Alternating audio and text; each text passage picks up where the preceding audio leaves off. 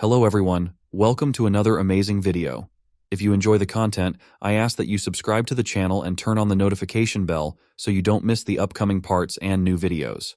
Now, without further ado, let's get into today's video. Are you ready? Let's go. The story begins with our main character playing his virtual game. He and his companions have just finished an event, so the others are logging out of the game, and our main character is about to do the same.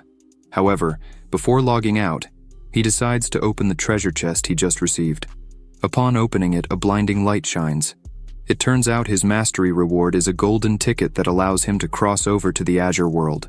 He initially thought it was a bad reward and a scam, but driven by curiosity, he uses it. To his surprise, he is instantly sucked into a black hole. Shortly after, he wakes up in an open field and realizes he's on the 10-mile slope next to the beginner's village. This confuses him because he remembers turning off his VR, but surprisingly, he doesn't have a VR device with him. He had prepared for transmigration but wasn't ready to become a monster. Thinking of becoming a monster, he imagined there would definitely be some cheats. Even a slime could improve.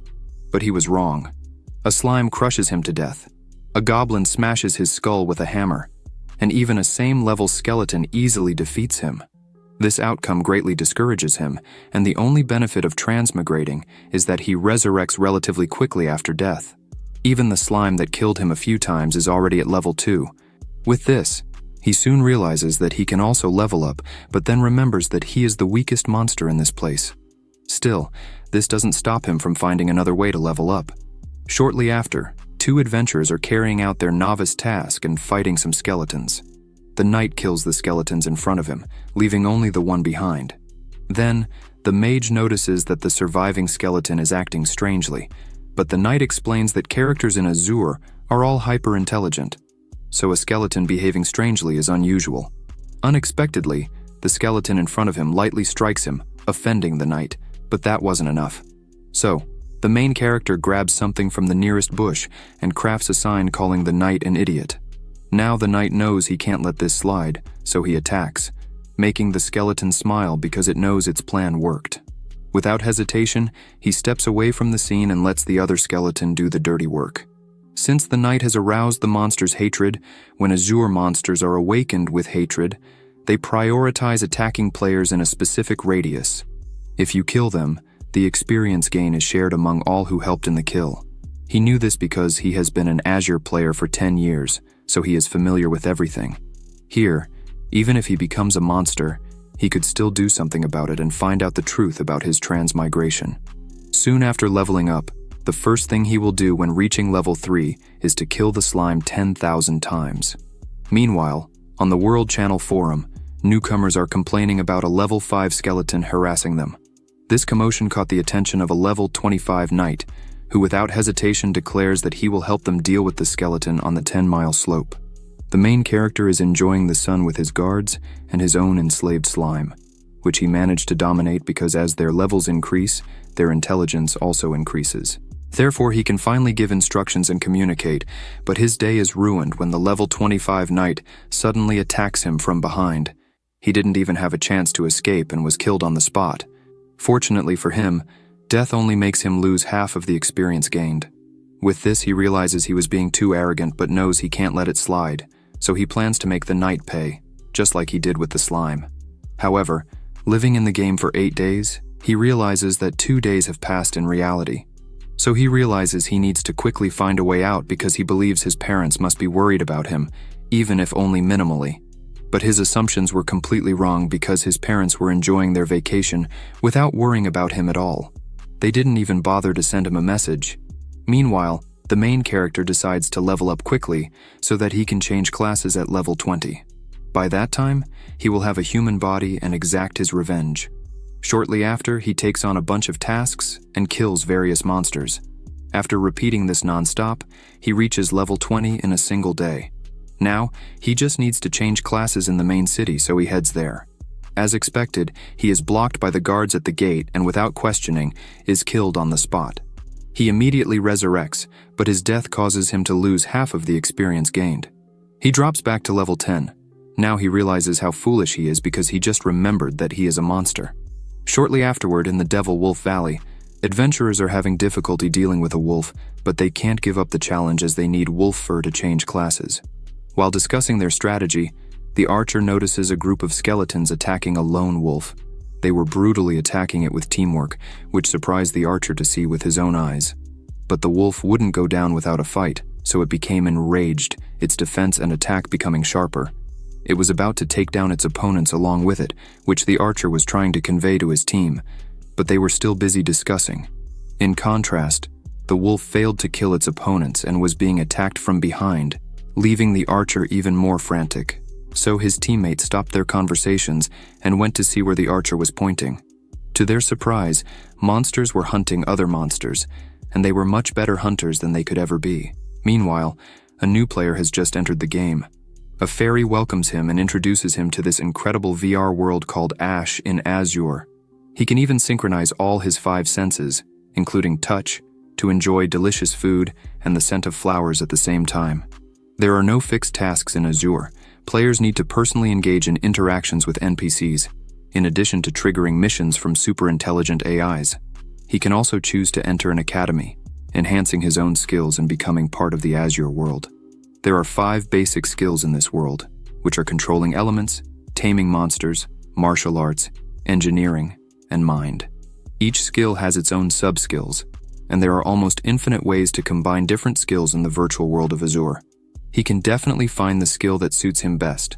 After the basics are presented to him, the fairy is about to guide him to get used to his basic movements.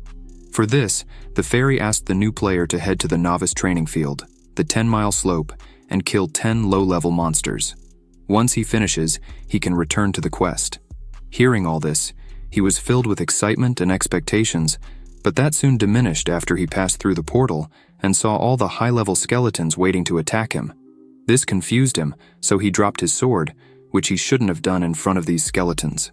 Now defenseless, the skeletons easily surrounded him from all sides, and with that, his fate was sealed. Shortly after, the skeletons are cheerfully carrying their loot.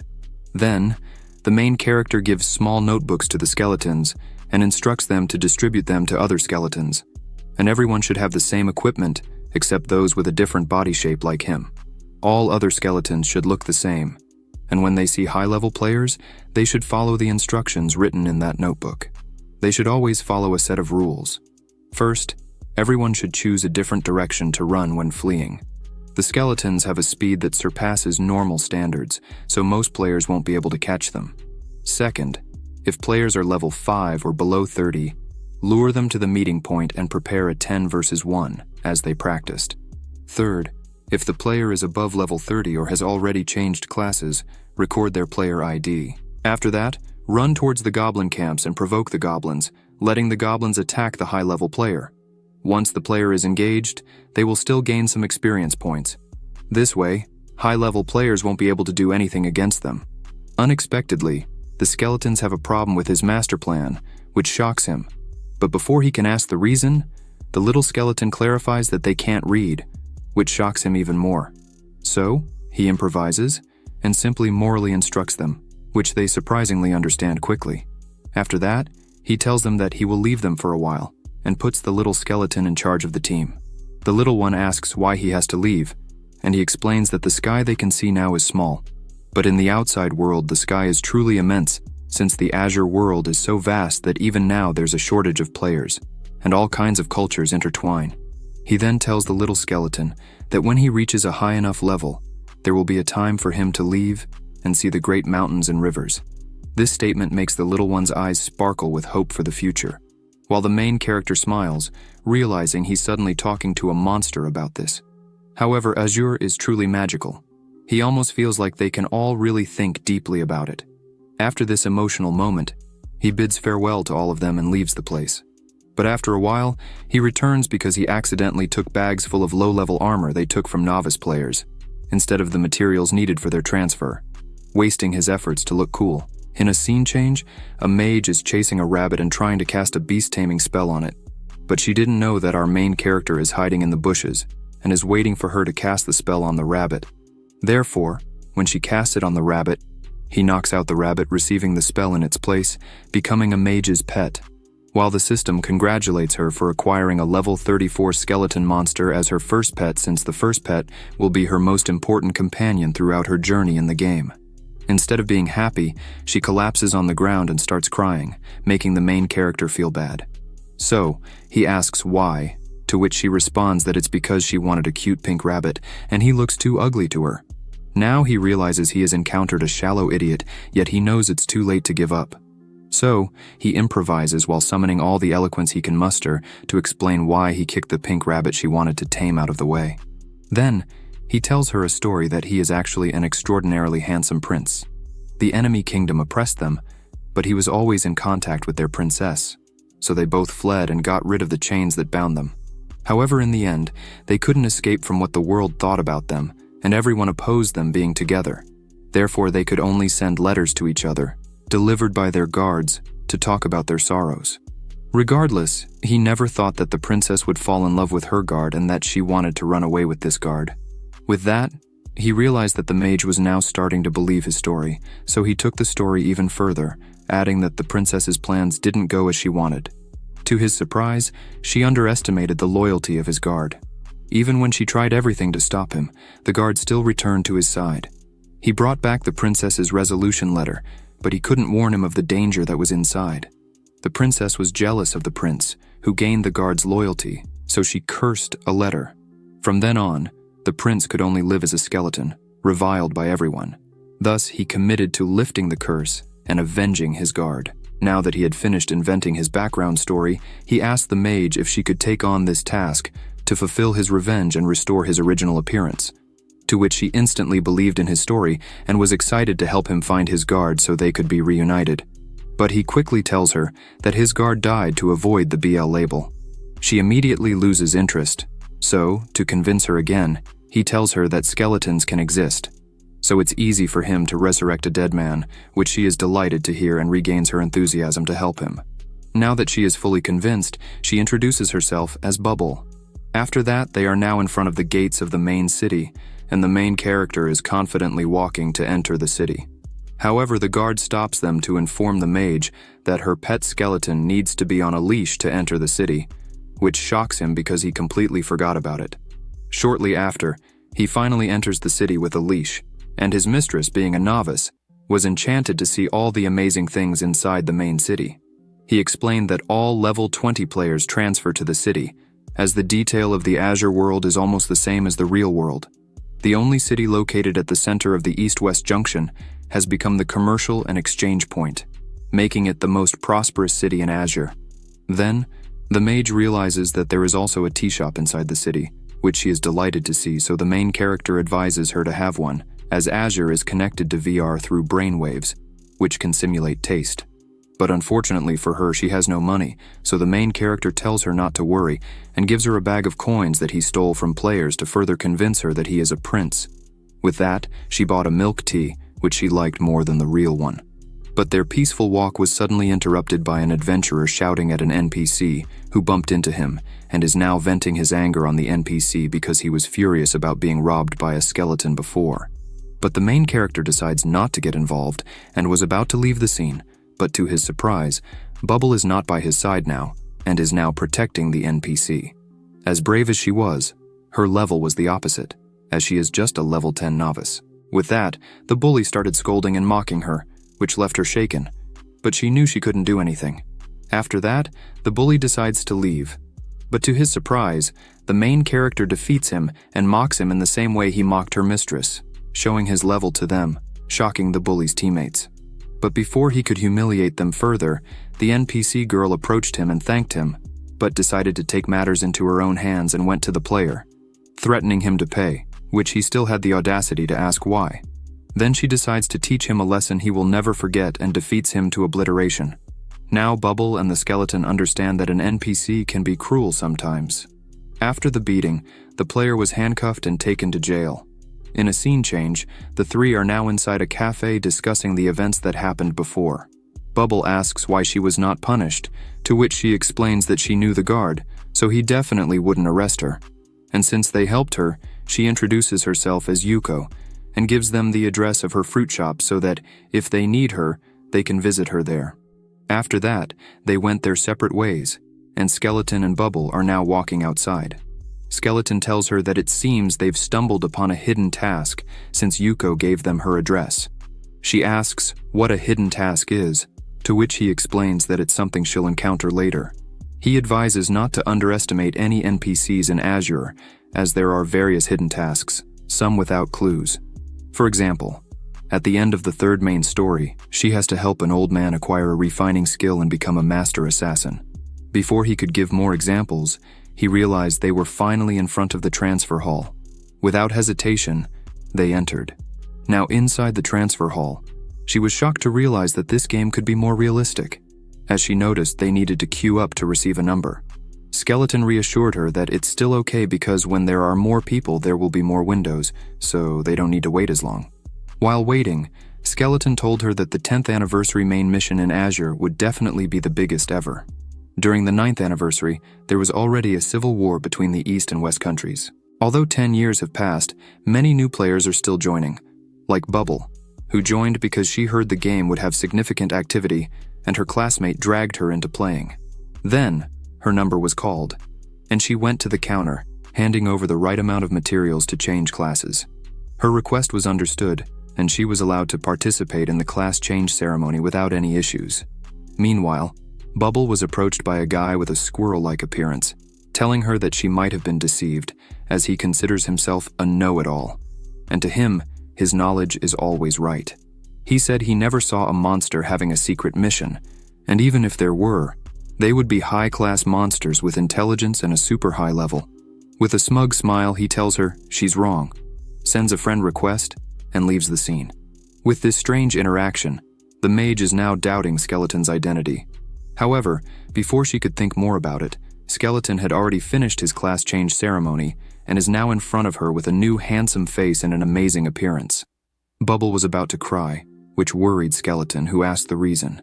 She explained what happened, and without hesitation, Skeleton comforted her and took her to eat something good, making her feel much better. Meanwhile, the squirrel-like guy is inside the bar, drinking and shocked that Bubble rejected his friend request. He was planning to scare Bubble and see what was happening with the monster with her, but she didn't fall into the trap. But since a monster entered the city, there must be many people aware of it, so he wasn't too bothered and was still excited about what the future holds. At the same time, Bubble is enjoying the food Skeleton offers her and eating everything she can get her hands on. Skeleton tells her that he will help her improve and level up in her profession to prepare her for the DV Academy election, as only level 40 players can participate in the entrance exam for Azure's top 3 colleges. Previous participants also have the opportunity to join, with the chance to accumulate important clues and connections. The schools require much more skill and efficiency than normal self-training. There are also various legendary players and NPCs teaching. He is sharing this because something happened to him at the moment of his profession change success. He received an email, surprised that a monster can still have an email, but the content of the email surprised him even more, telling him that someone on the other side of this email would never think that a small monster would change occupation so quickly, and asks if he wants to know why he transmigrated and if he wants to know how to return to the real world. The email tells him to complete the main mission, and his answer will be there, wishing him good luck and saying they will be watching. Remembering what happened made him furious, so he declares loudly that he will win and see who is really messing with him. Bubble unexpectedly responds happily, saying that it's the fighting spirit she also needs to boost. Then she asks for more food. In contrast, he knows he'll run out of money if she keeps eating like that. After eating inside the restaurant, they are now walking outside, but Bubble is still eating, so Skeleton asks her to eat less.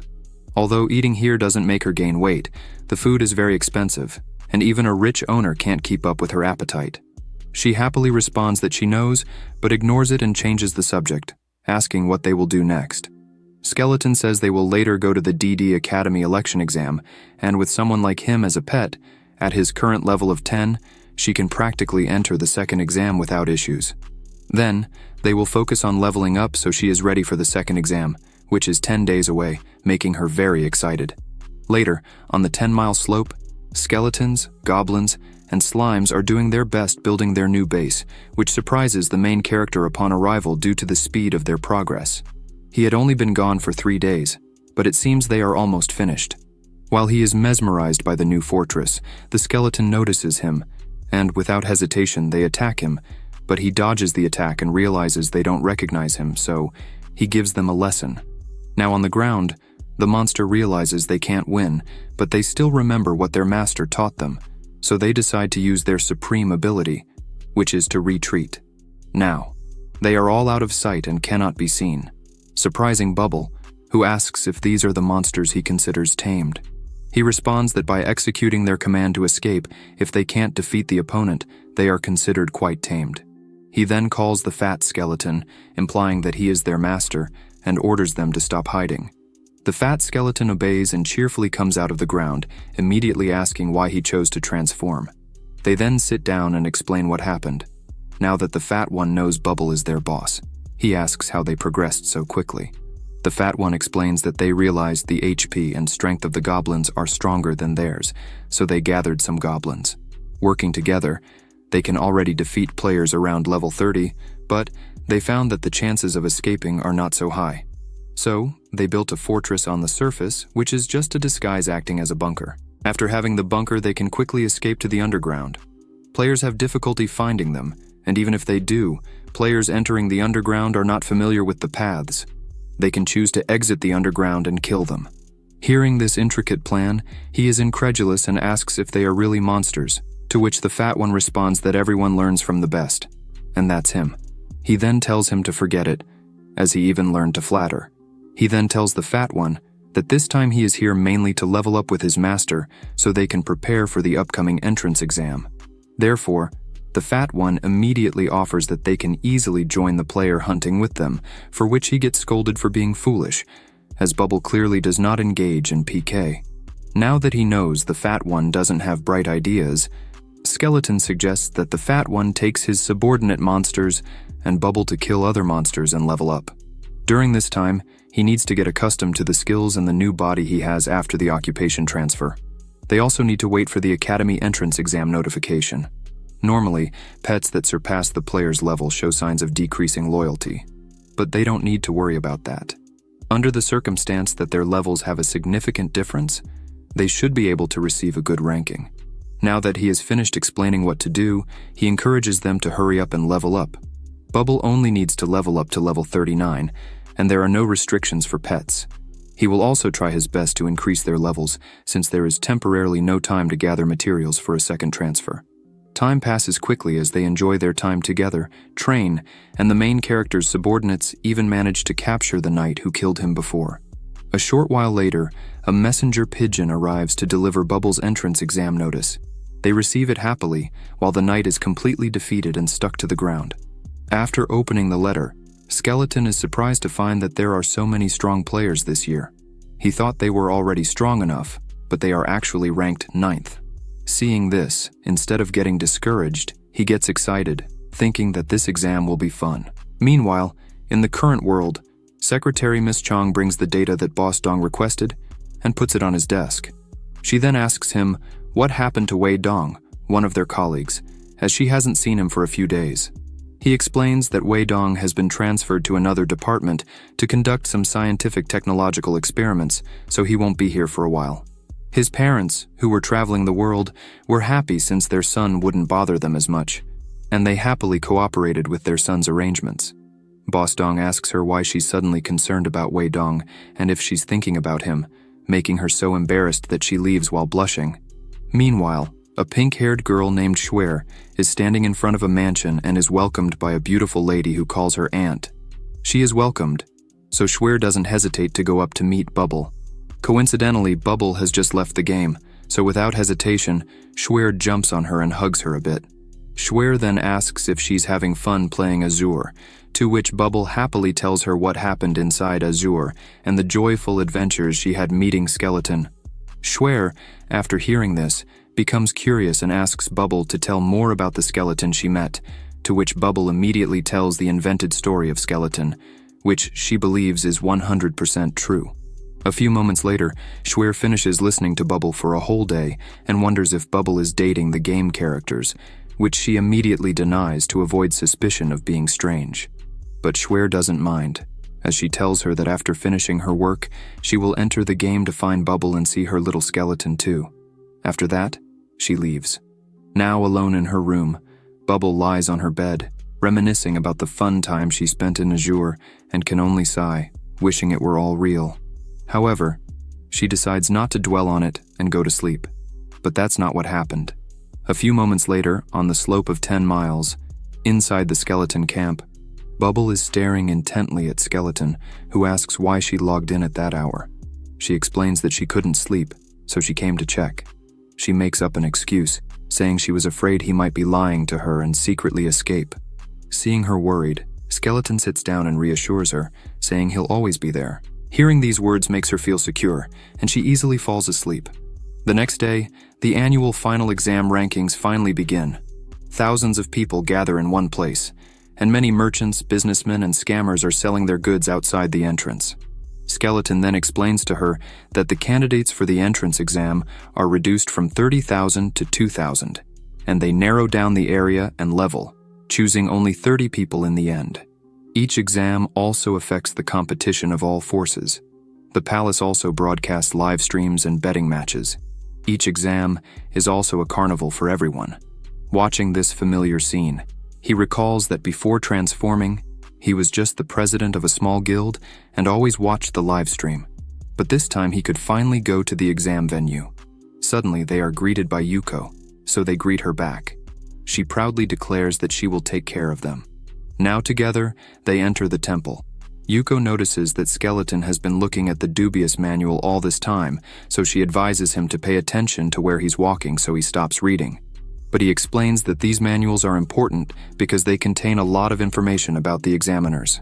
She tells him that much of the information in those manuals is inaccurate and that it's too late to study them. Many people study the information right after being notified, so she throws away the book and offers her own manual made by her. To his surprise, the manual is very detailed. Now he wonders how Yuko, an NPC, would know anything about the exam. A few moments later, they are sitting, waiting for Chilao to appear so the contest can begin. Shortly after Chilao arrives, although he is one of the top 5 power holders in the Azure world, he stumbles and falls face first on the ground, making the atmosphere awkward as others question his true power. The guard helps him up, for which he is grateful.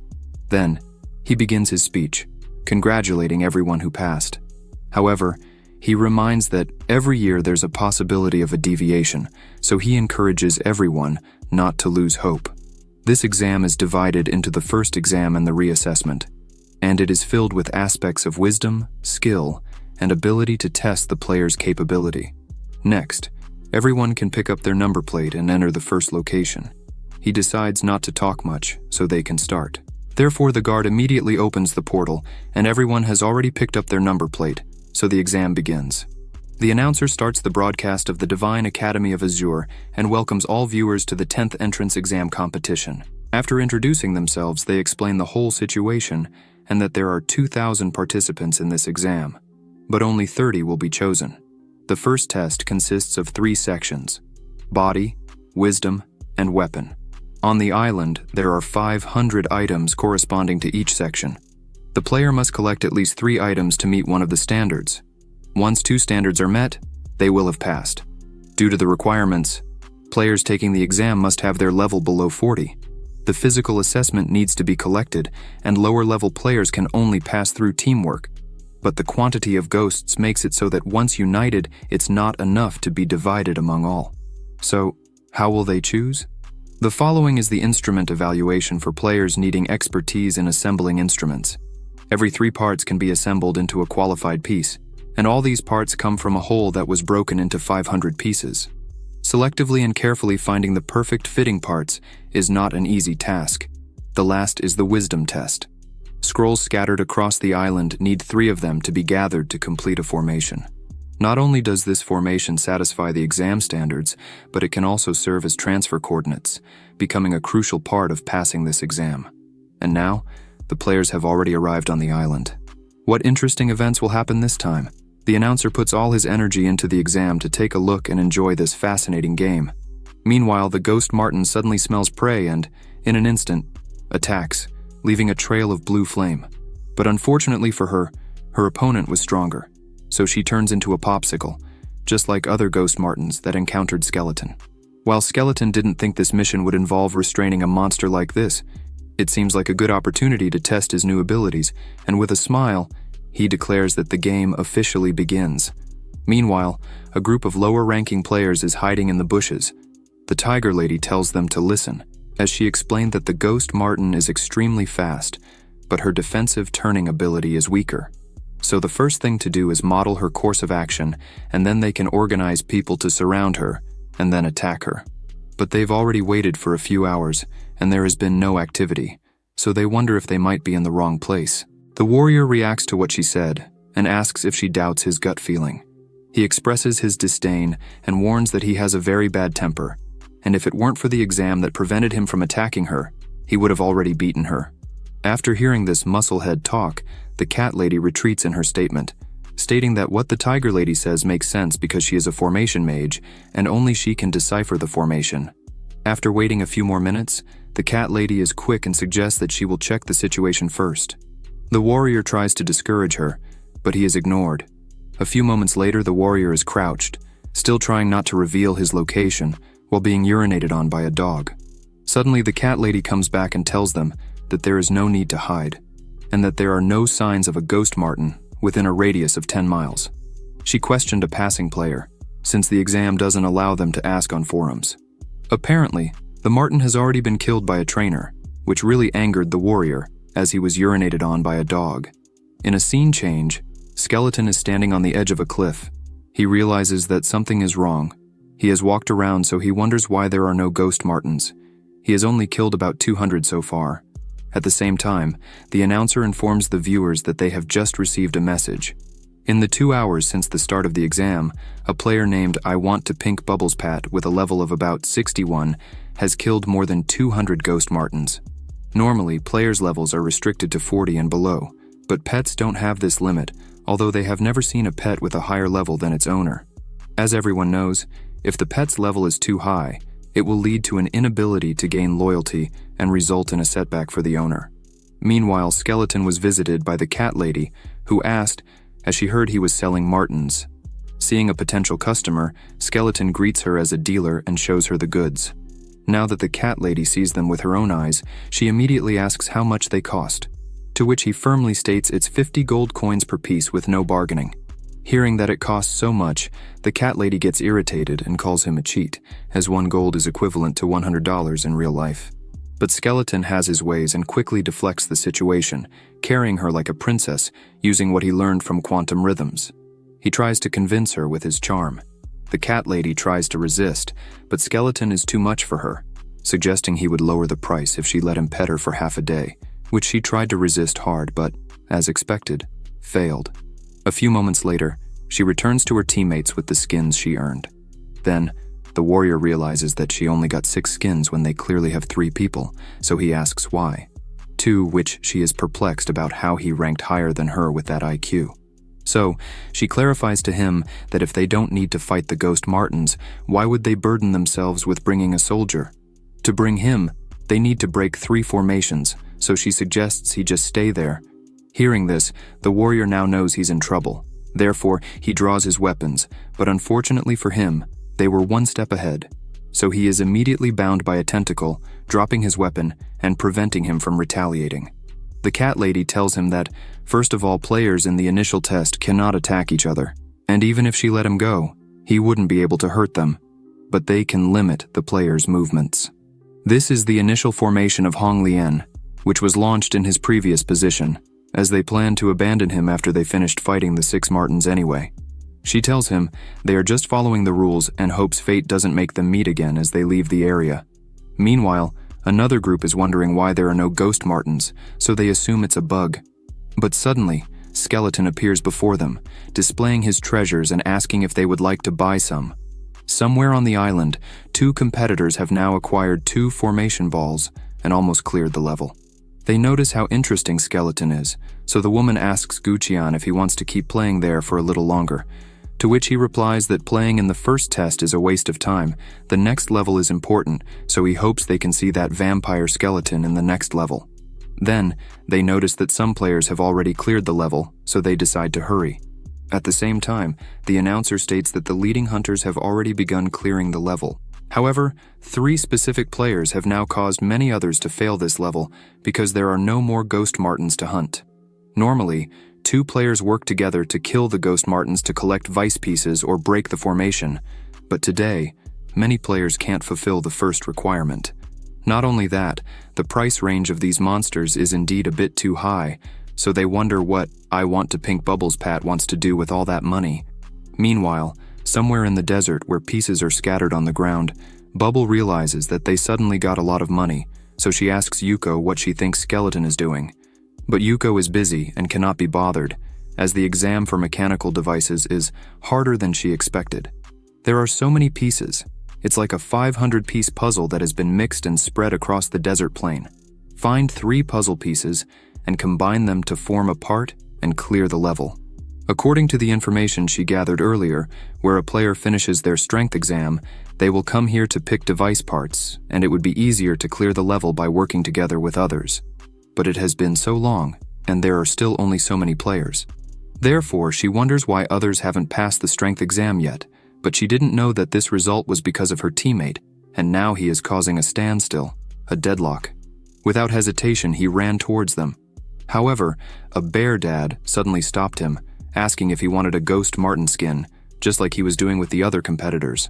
Now that he's in front of another capitalist, he realizes that this big bear is the other reason why there are no more ghost martens to hunt. So, he is straightforward about it and asks him, to which the big bear responds that he only killed 100 of them, so there should still be more. Meanwhile, the commentator announces that the 2 biggest scoundrels have finally met and are now on the edge of their seats, wondering what will come from the meeting of these 2 rascals. It seems that these 2 want the same customer, so they assume they will fight. Meanwhile, Skeleton now realizes that there are barely any ghost martens left, while the big bear didn't think there would be anyone besides him in this round who would kill so many martens. So, they got a little heated, and it seemed like they were about to engage in a fight since both sell ghost marten skins. This outcome really excited the commentator, as he already assumes they are starting a fight. And these 2 rivals seem quite jealous of each other, because they are in the same industry, but also enemies.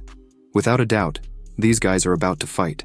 However, the commentator's assumptions were completely wrong because now the 2 greet each other, since both realize that together they have monopolized the current marten skin market. More than that, the price is theirs to set. Witnessing this, they could only wait for what would happen next. Now they offer the skin to the nearest player and still sell the skin for 50 gold coins to him. But now each player can only get 2 of them. If he wants 3, he'll need to ask another player for help, and they might even give a discount of 5 gold coins, which can be accumulated. The bear was surprised, but, as expected, Skeleton has a quick brain. He even assumed that Skeleton had done advertising before. At the same time, word spread about their business adventures, and because of that, players began to gather in front of them, while commentators were astonished to witness this with their own eyes, as they had never seen this kind of situation in all their years as commentators. Before, there were players with incredible skills to quickly kill several ghost martens without worrying about others. They would finish their own work and leave. Meanwhile, Bubble is having a fever seeing all the money added to her inventory.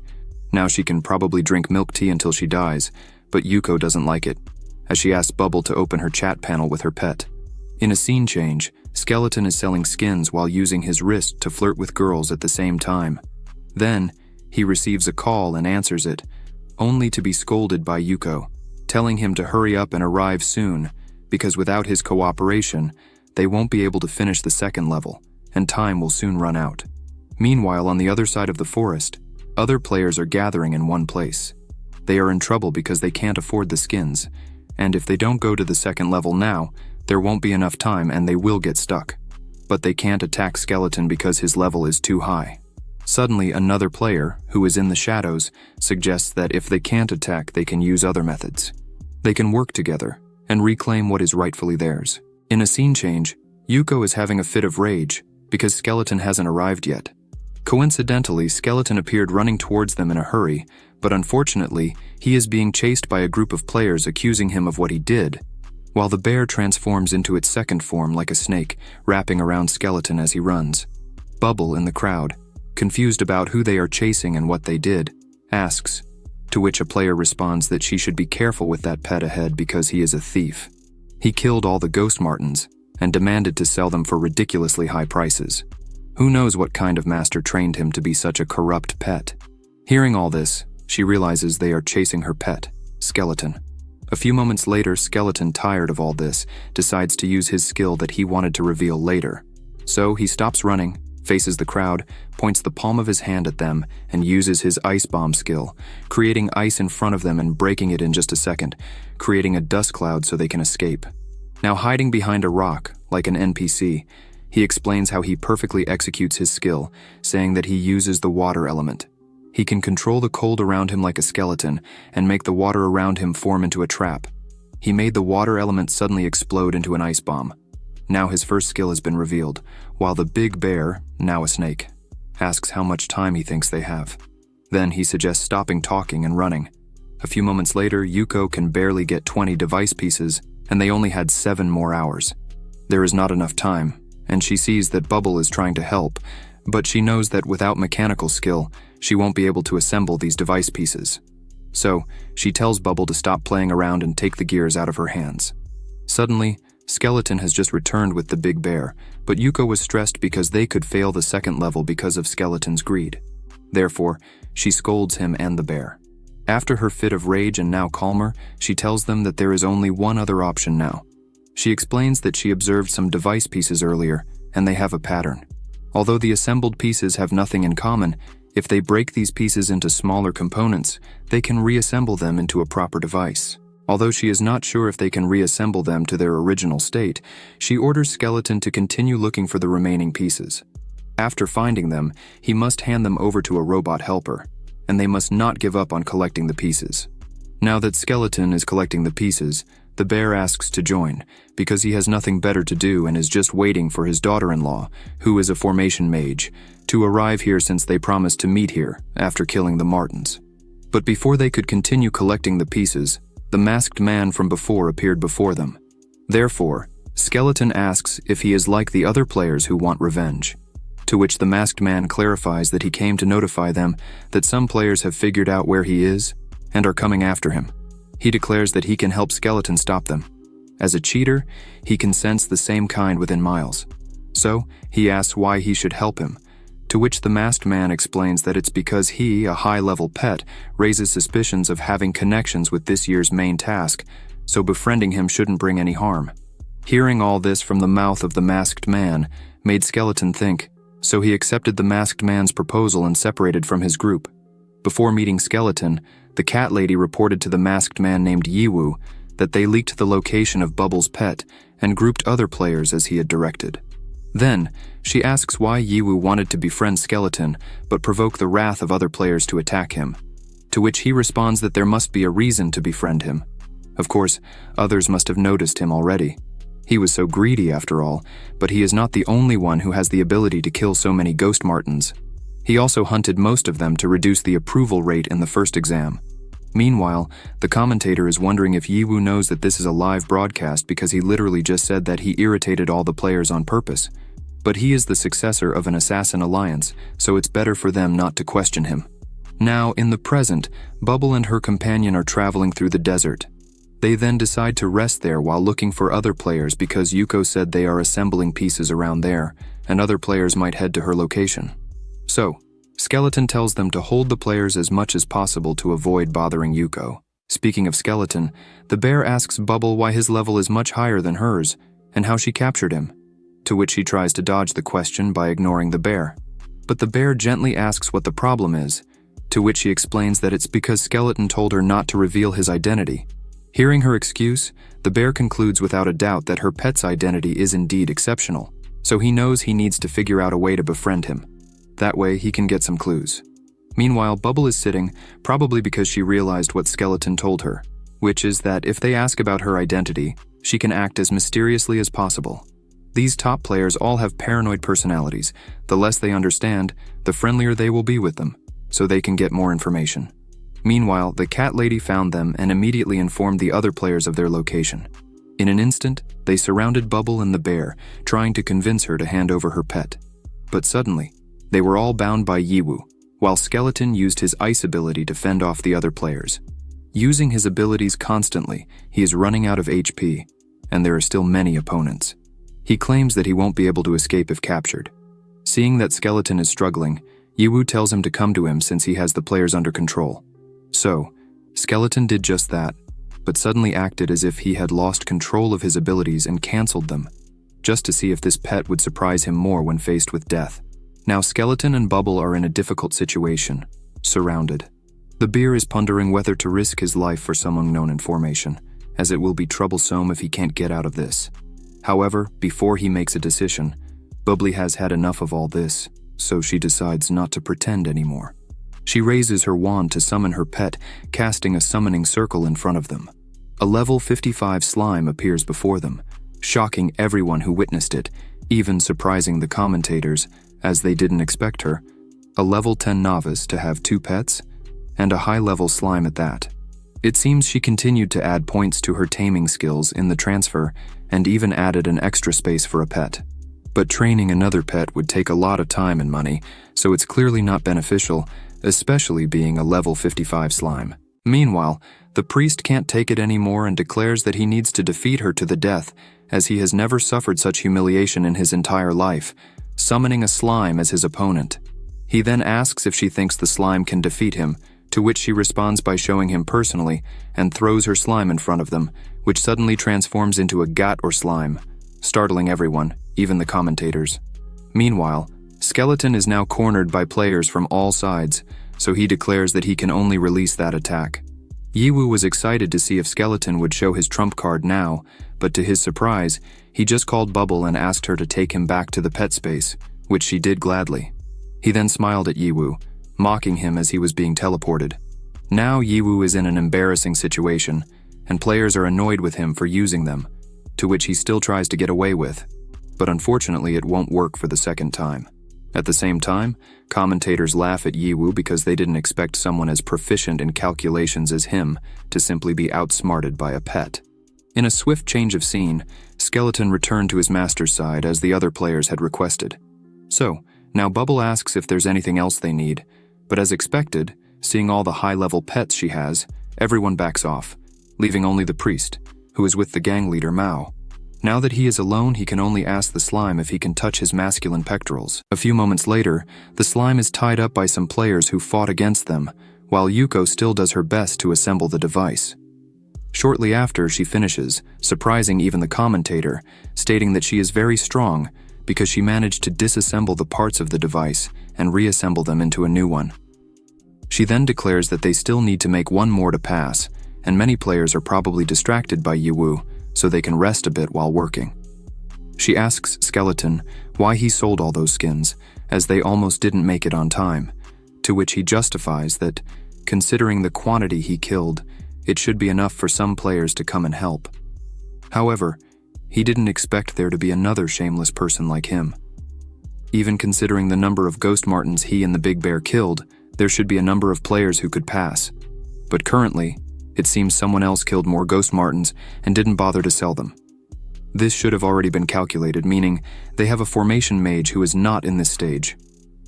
Currently, formation mages are rarely seen participating, as they are the hardest to cultivate. Because of this, their passing standards are also the easiest. While he is explaining all this, someone teleports in front of them again. Therefore, Skeleton was about to turn the person into an ice pop, but the big bear stopped him. He then introduced her as his daughter-in-law, who just finished her formation exam and came to find him, so she poses no danger. He was somewhat right about her not being a danger, but only to them. Not so much for him, as she tells the big bear to kneel, which he does immediately. Now that he is closer to her, she bites his ear while venting her anger for what the big bear made her go through. After the sweet reunion, she says something to Skeleton, but he can't hear her because she is shy speaking to strangers. So, the big bear tells him, informing Skeleton that he has something on him, a formation spell with something like a tracker. With a hand gesture, she breaks the entire formation spell that is on Skeleton. After that, she starts to be shy again. Skeleton then thanks them and now knows why those players always seem to find him. He then wonders who could have put a formation spell on him, and the only player he interacted with a lot is that cat, so he concludes that it was her. If he had known earlier, it wouldn't have been so cheap. After this, the Big Bear and his daughter-in-law decide to leave first, so they say goodbye and promise to meet later. A few moments later, Yuko finally finishes the device. Now they have all the items to level up, while Kitty and the others have found their locations and are trying to stop them. However, they were late. Now Skeleton and his team are about to be teleported to the next level, but before it's completed, he calls Kitty and throws all the skins into the air, smiling coldly as he declares that they will settle their differences in the next level. After completing the level, they are teleported to a beach resort, where players rest after the stressful level, which Bubble enjoyed a lot. They are then greeted by the Big Bear, who is also enjoying his time. Meanwhile, an NPC gives them a swimsuit to wear for the occasion and to wait for the arrival of the other players, which Bubble eagerly anticipates for swimming. However, Skeleton advises her not to do so, as there isn't enough time for that, and he was correct, as the commentator begins the countdown, and after that, the preliminaries are over. They welcome all 28 players who pass the test to the central location for reassessment. The commentator then explains their situation, stating that technically all of them could pass without being caught, with the limit being 30 people, but the reassessment would still take place.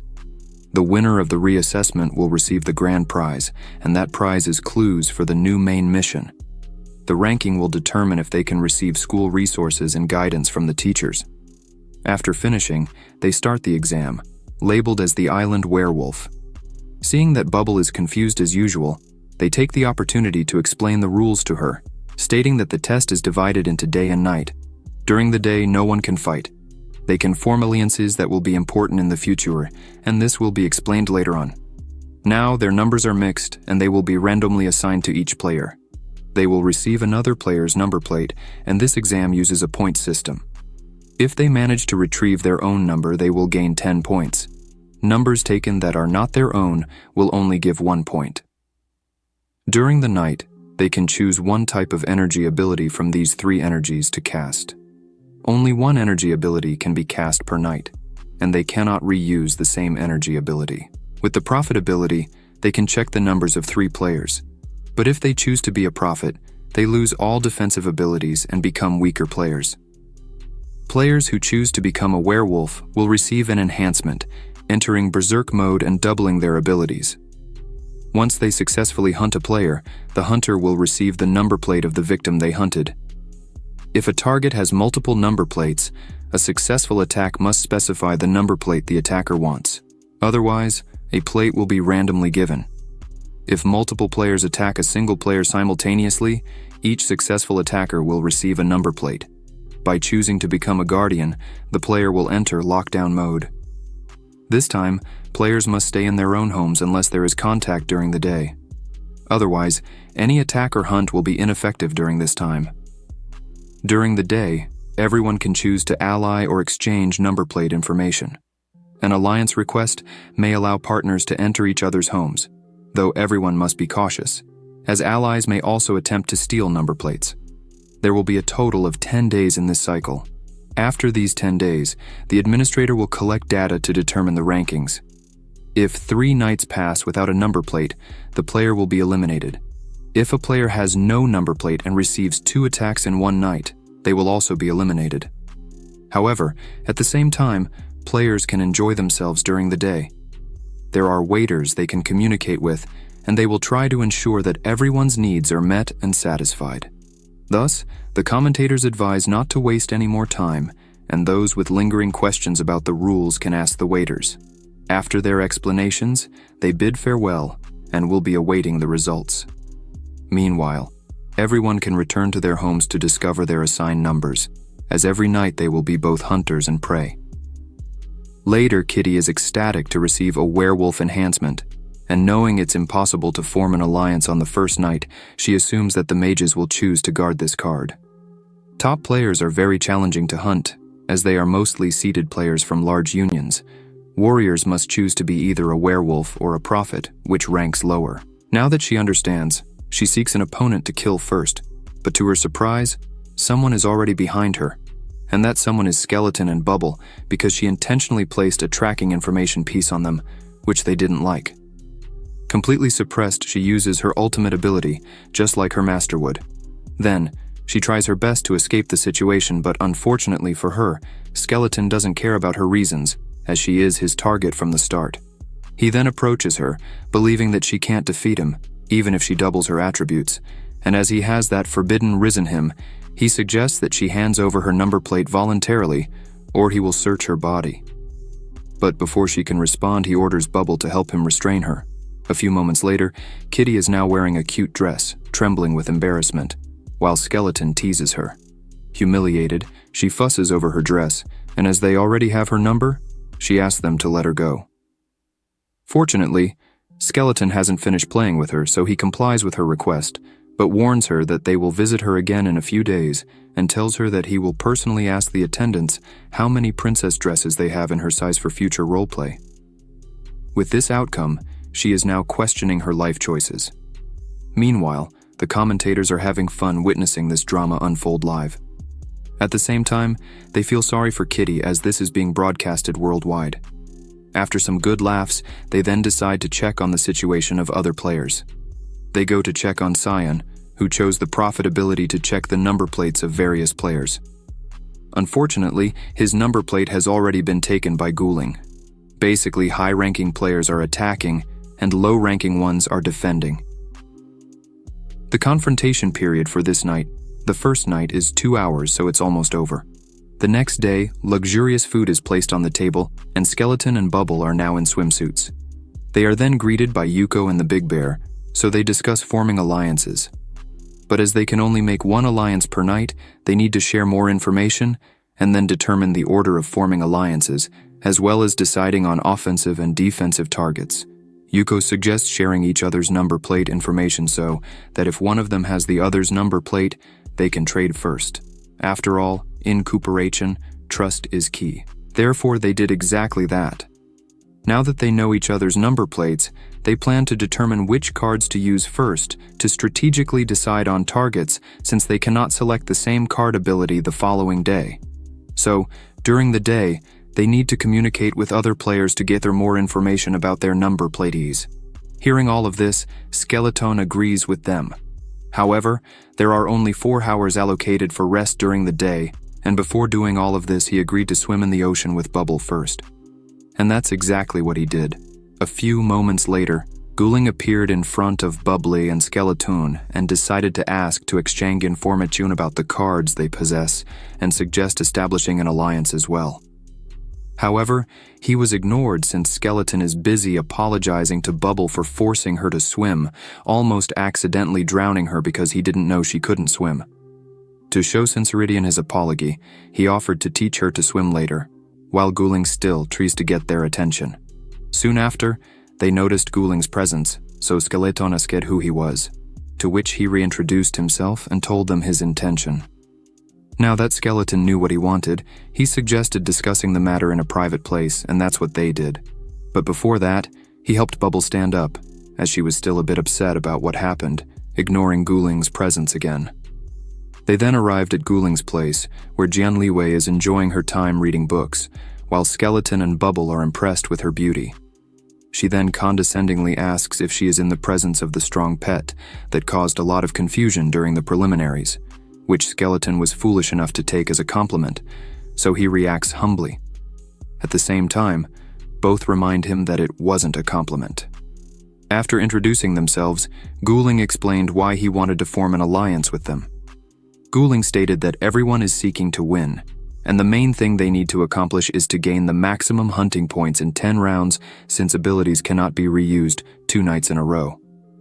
The maximum points a single player can obtain in 10 rounds are 14, considering each death is successful. Therefore, they are hoping to form an alliance with Bubble and Skeleton so that they can share information and cooperate with Ghouling to earn more points. Skeleton is confused by Ghouling's suggestions, as he was asking for an alliance but ended up being just to assist Ghouling. Therefore, Ghouling draws his sword to explain, and because of this, he is almost invincible. He adds that if he wins the main task, he can share an appropriate amount of information with them. If possible, he also wants to recruit Bubble into his union. Meanwhile, Bubble is confused about the broken sword in front of her, so she asks what she can do. Skeleton explains that the reward for the third main task is the magical artifact Genuine Sword, one of the enchantments of which must quadruple its own properties. The Shenwen Society really brought this divine tool for Guling. In other words, Guling can always be in double werewolf mode. Even if he chooses the Prophet card, he can still easily kill common werewolves. Saying this, Skeleton realizes they still see him as a pet, so he asks Bubble if she could bring this pet to join their union. They would be happy to collect him, which annoys Bubble, but she doesn't respond and lets them speak first. They add that they also have another artifact from the main tasks as members of the largest trading union in Azure. This evaluation is just a process for them to pass. Therefore, they try to convince Bubble to join Xinyuan, stating that they can ensure they will treat her well, as he is the first successor of Xinyuan. A few moments later, the meeting ends, and Bubble and Skeleton are now outside. Bubble realizes that Skeleton is thoughtful and asks what's going on, to which he responds that, as expected, there is a big difference between them and the large union. Therefore, he realized that he was too naive before, thinking he could win alone. After joining Xinyuan, they can easily make money and reputation. Speaking all this nonsense earned him a scolding from Bubble, who asked what he was talking about and why they had to join Guling's union. Aren't they happy with what they have now?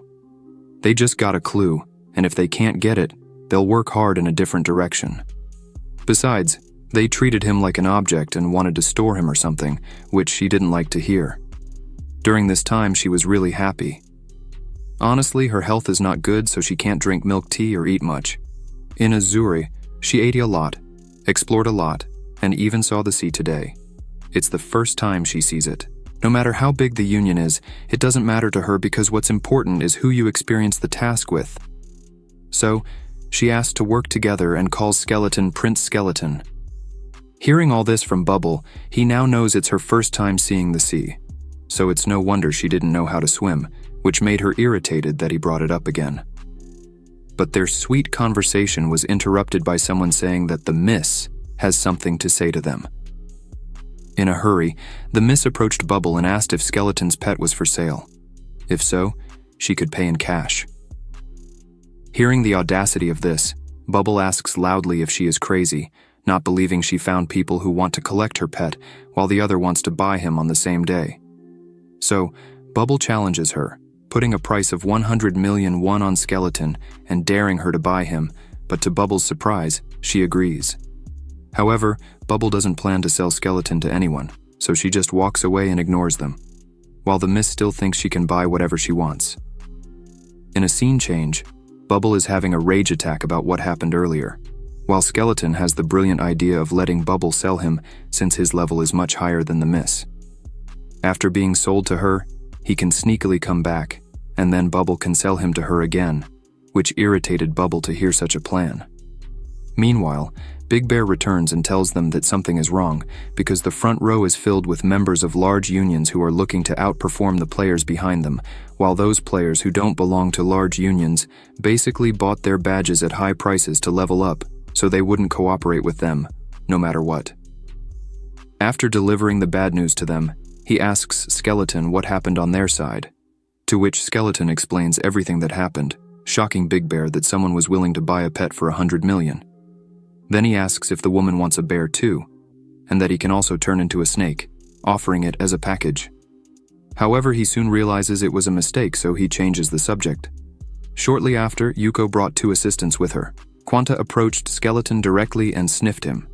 Confused, Skeleton asked what it was for, to which Quanta blushed and replied that there was a smell of his mother on him, leaving Skeleton puzzled, insinuating that Skeleton did something with Quanta's mother. Before he could ask, Yuko explained to Skeleton that Quanta was raised by wild monsters, so it probably means there's a smell of wild monsters coming from his body, which he confirmed with a nod. After that, they introduced themselves, but before they could talk more, Yiwu asked everyone to gather in the square as he had something to say. Intrigued by what was happening, they gathered to see what he had to say.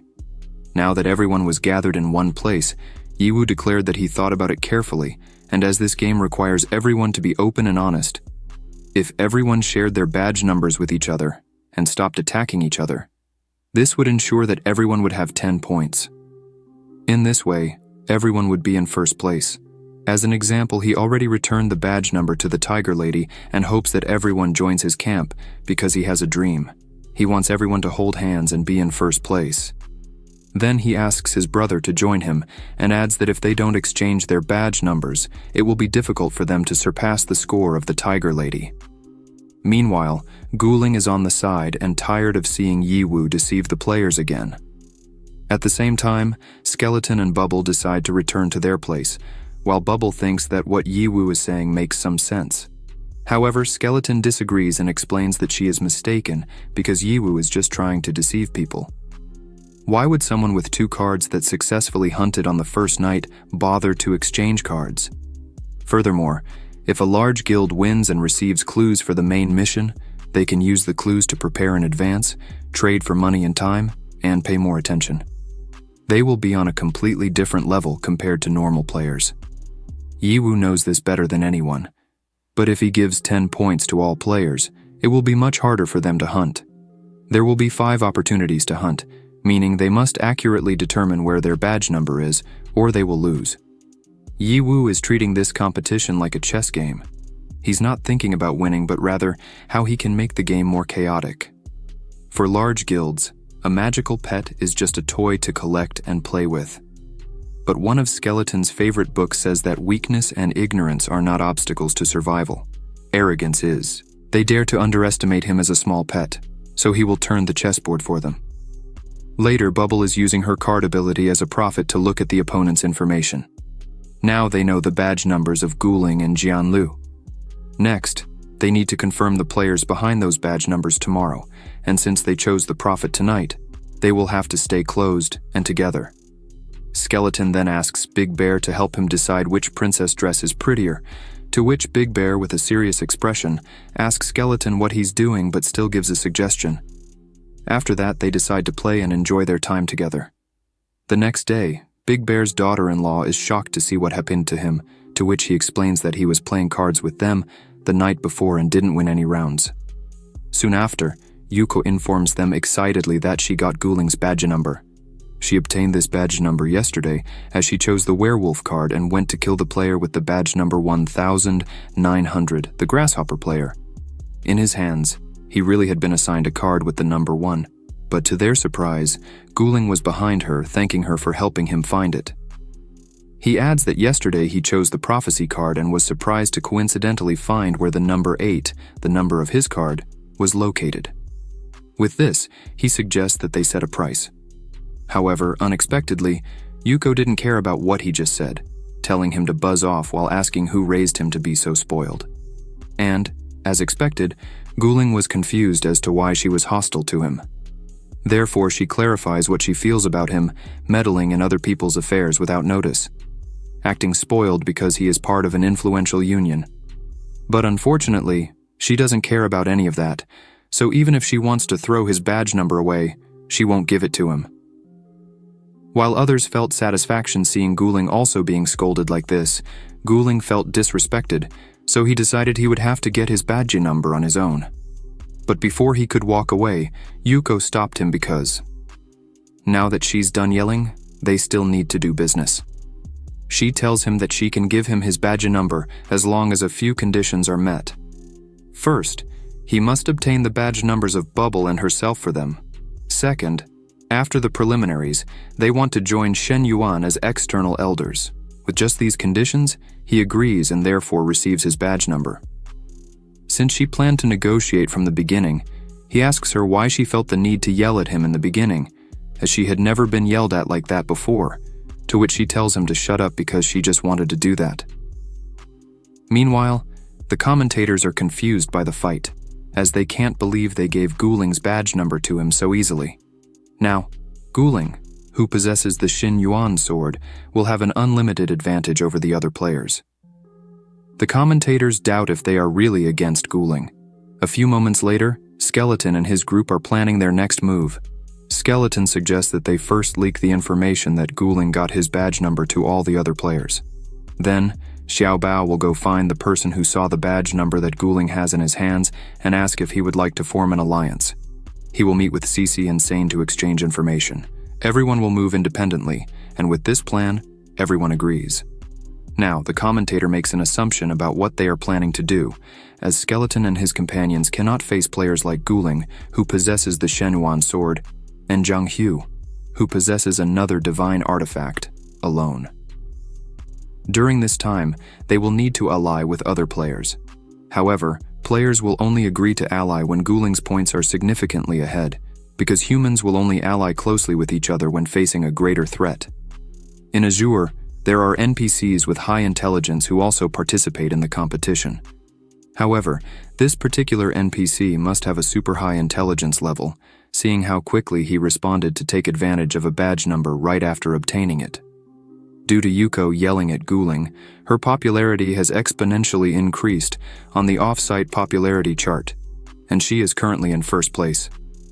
Normally, high-intelligence NPCs only appear once every few years, but this year, there are 3 of them in the top 10. Additionally, there is also a shameless pet this year.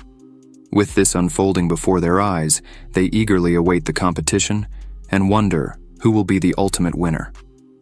Meanwhile, inside room number 7, the girl from before is more than happy that Skeleton finally decided to look for her on his own and be her skeleton. She promises him that she can give him many things and treat him better than his current owner. Even though Skeleton can't handle her desire, he tries to clarify that he and Bubble are not in a master-pet relationship, but are best friends who have been through a lot together. With this, she claims to understand, but under these circumstances, she just needs to add more money, which leaves Skeleton agitated, as she didn't understand anything. He then tells her the reason for the visit, convincing her that if they form an alliance this time, there will still be many intelligent pets like him.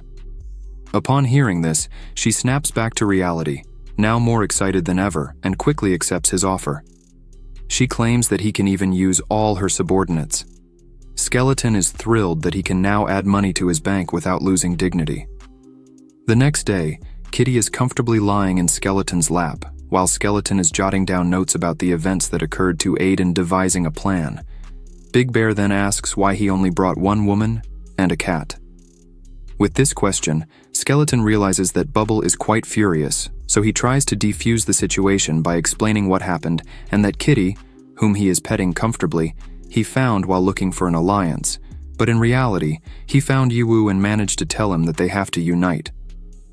However, in his plan, he also needs something else, which is the cat's help for spying. However, Skeleton just wants to pet the cat, so he simply lets her stay with him. Now in the present, Skeleton realizes that Kitty is slowly adapting to her role. Shortly after, Yuko returns to show Skeleton the list of people aligned with them, but he is unsure if it is enough for now. Meanwhile, Kitty asks why he stopped petting her. Upon saying these words, she quickly realizes that she has become submissive, and blames Azure's sensory device for being so realistic that she has become like a cat. She decides it's better to wake up but changes her mind as Skeleton continues to pet her with his highly skilled hand techniques. She convinces herself that she's not leaving the game because she likes it, but because quitting the event would mean giving up, and it took a lot of effort to get this far, so she'll just endure it and let Skeleton pet her. At the same time, Quanta returns and sees what Skeleton and Kitty are doing, but before he can say anything, Skeleton asks if he contacted Sane's side, to which he responds yes and therefore asks for a reward, wondering if Skeleton can pet him too. And as it was a request from Mrs. Subordinate, Skeleton did just that. With this, Quanta was delighted and even bragged to his companion that his mommy just praised him, while Skeleton clarified to him that he is not his mother. Now that everyone is gathered, he tells them that tonight they will all confirm the card choice and the situation of Guling and Jinluyua.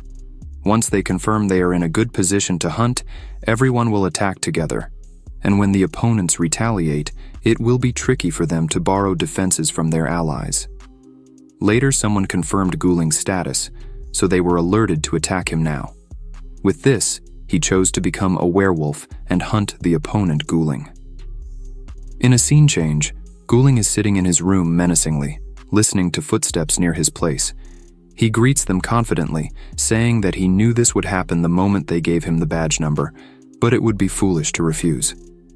He then sighs, stating that he should just wipe them all out already because if he doesn't kill them all at once, they will never know the difference in their abilities. He then asks Skeleton how many people are present and assures that he hasn't allied with anyone, to which Skeleton informs him that it's 19 against 1 and asserts that they will take him down that night with so many people. With Skeleton, Guling then made an assumption about what they were planning to do, so without hesitation, he went to attack Skeleton first, striking him from behind. However, fortunately, Quanta matched Guling's speed, so he successfully blocked the attack, sacrificing his hands. And as he has a fast regeneration ability, it was not a problem for him. Skeleton then assures Quanta that he could also keep up with Guling's speed. And, as expected, the Shenhuan sword is indeed powerful. However, there are a total of 5 seals, so it takes 5 turns before it can attack again. Therefore, Skeleton took a deep breath, covering himself in ice to reveal his true form. Now, he could be as fast as Guling, attacking him from all sides. But to his surprise, the Shenhuan sword automatically blocked all of his attacks.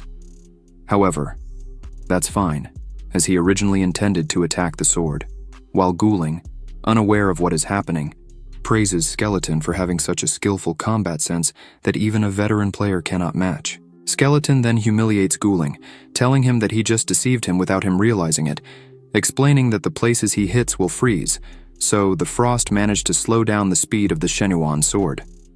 Realizing what happened, Guling recognizes Skeleton as a threat and moves faster than the sword, successfully severing Skeleton's arm, injuring him. He then boasts about what he plans to do next. However, Skeleton reminds him that he can reinstall bones at will in his current form, mocking him for failing. Now that Guling realizes he wasn't taken seriously, he becomes agitated and more determined to shatter his bones until nothing is left. But Skeleton ignores him, as he is busy asking his teammates if they have finished preparing. Guling realizes that Skeleton was just a distraction and notices the other players merging their auras into a box, which the commentator explains to be the Pandora's box, a main artifact from the West. Although it can't compete with pure combat items like the Shenhuan sword, it has a very important ability called Sacrifice, allowing the voluntary exchange of attribute points and concentrating them on one player. However, there are many restrictions and side effects. Guling knows he's in trouble when he asks Cyan if he's out of his mind because after the sacrifice, he and these players will be destroyed in 10 hours and cannot continue participating in the competition. However, this doesn't worry Cyan at all, as he calculated his strength. His guild still has teammates and can continue to compete. And, as the conditions set by Skeleton are truly incredible, he couldn't ignore them, especially after failing the previous main mission. The Western forces haven't raised their heads until now, and what could be better than allowing him to personally kill and eliminate Guling? So he asks Guling if there's any more attractive plan than this. Now that Guling is convinced Cyan won't back down, he tries to discourage him by belittling his priest class, and how foolish it is to try to fight someone like him. Therefore, he decides to kill Cyan first. However, he was soon reminded that he is now fighting against 2 opponents as he is surprised by Skeleton from behind. Now that he's pinned to the ground, Guling decides to go all out and breaks the hammer Skeleton made, attacking him immediately. Fortunately, Cyan blocked him, while the other players were impressed with the power of these 2, now exceeding their level by far. The commentator is more than ecstatic witnessing the confrontation of the 2 artifacts, even though they are wielded by 2 young players. The last time it was so exciting also occurred during a national war.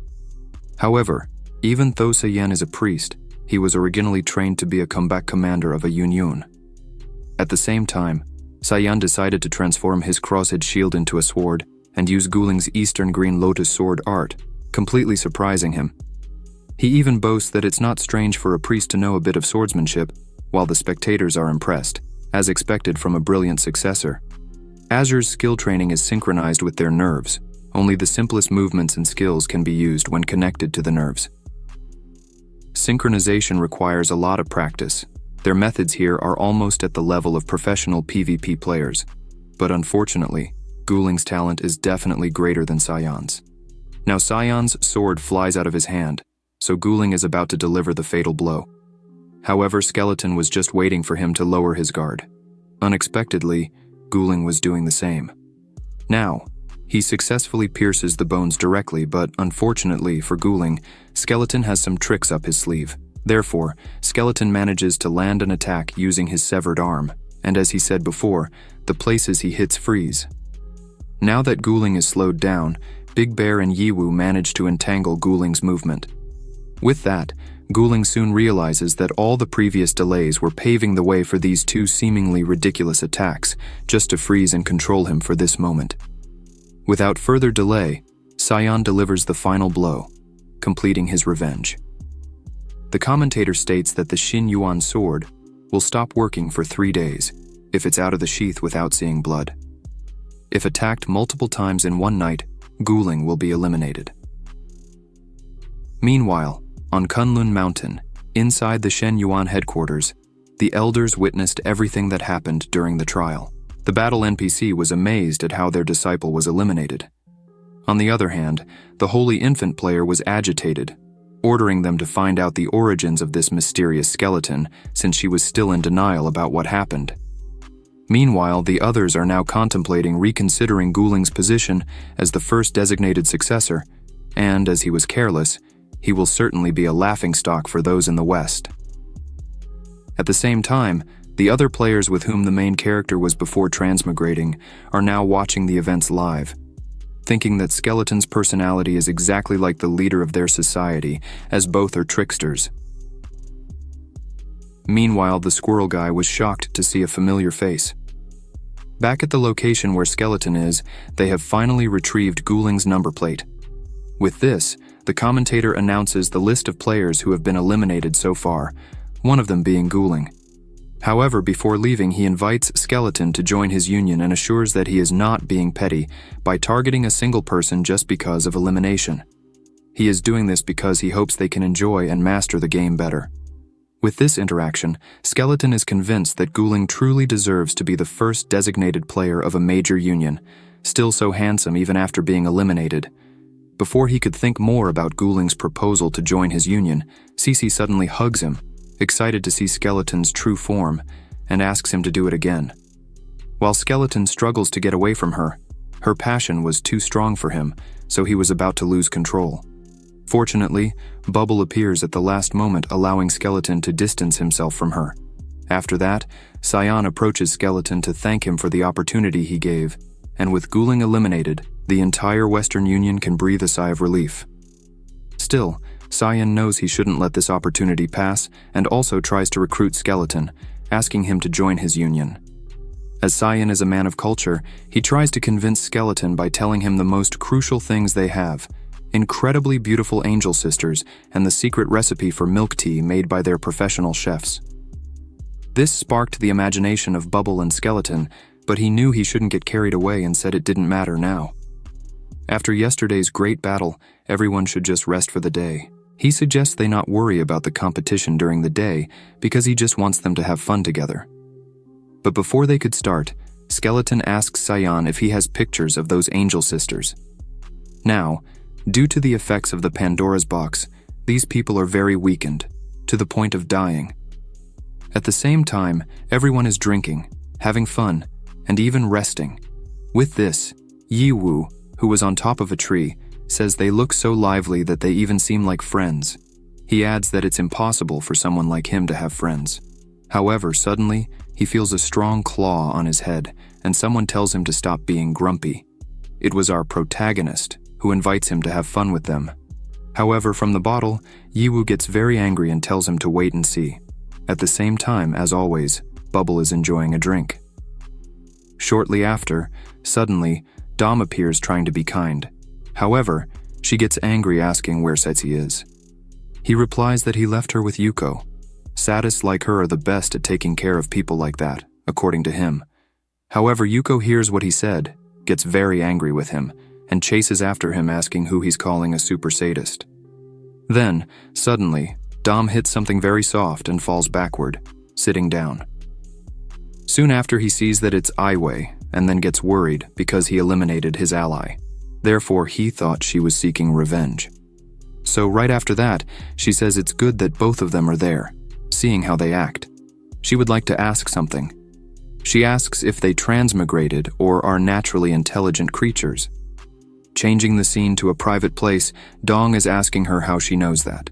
If she talks about it while they are being broadcast live, everyone will know that it's possible to transmigrate in Azure. She then responds by asking if he's never tried.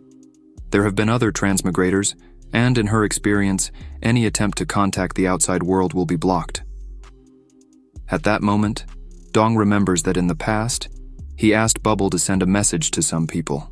However, when he sent it, only asterisks and distorted text appeared. He then immediately says that it's true.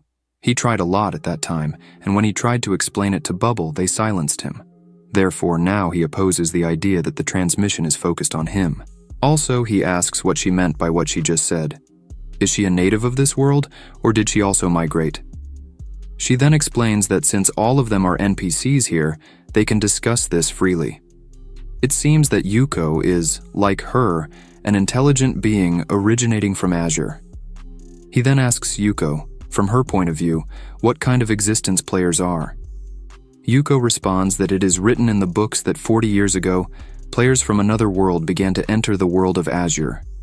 They are intelligent creatures like them, and to distinguish them, they call them players from another world.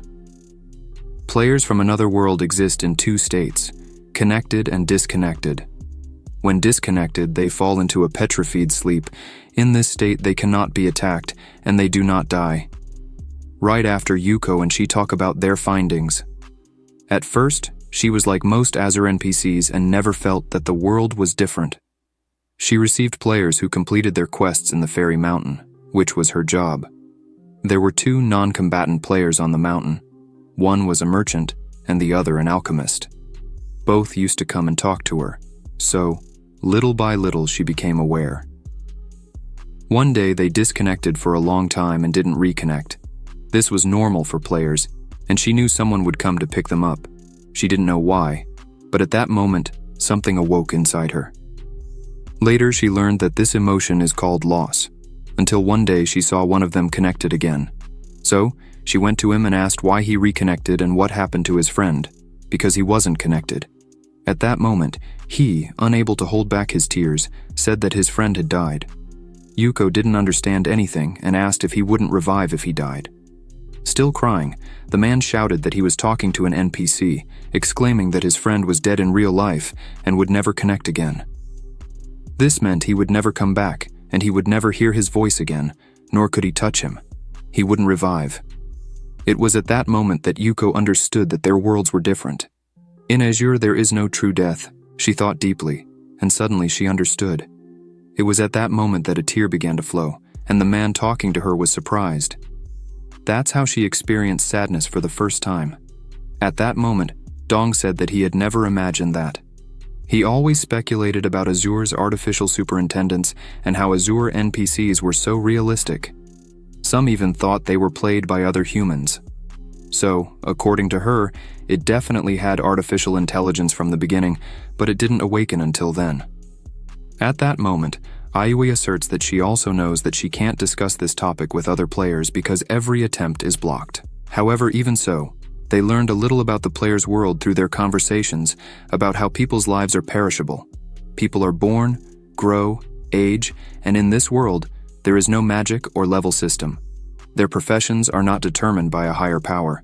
Some people get to do what they like, while others have to do things they don't like to survive.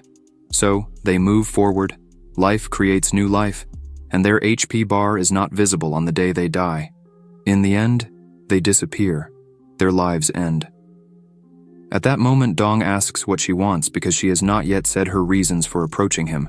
She then says that if someone can transmigrate, it means that both worlds are connected.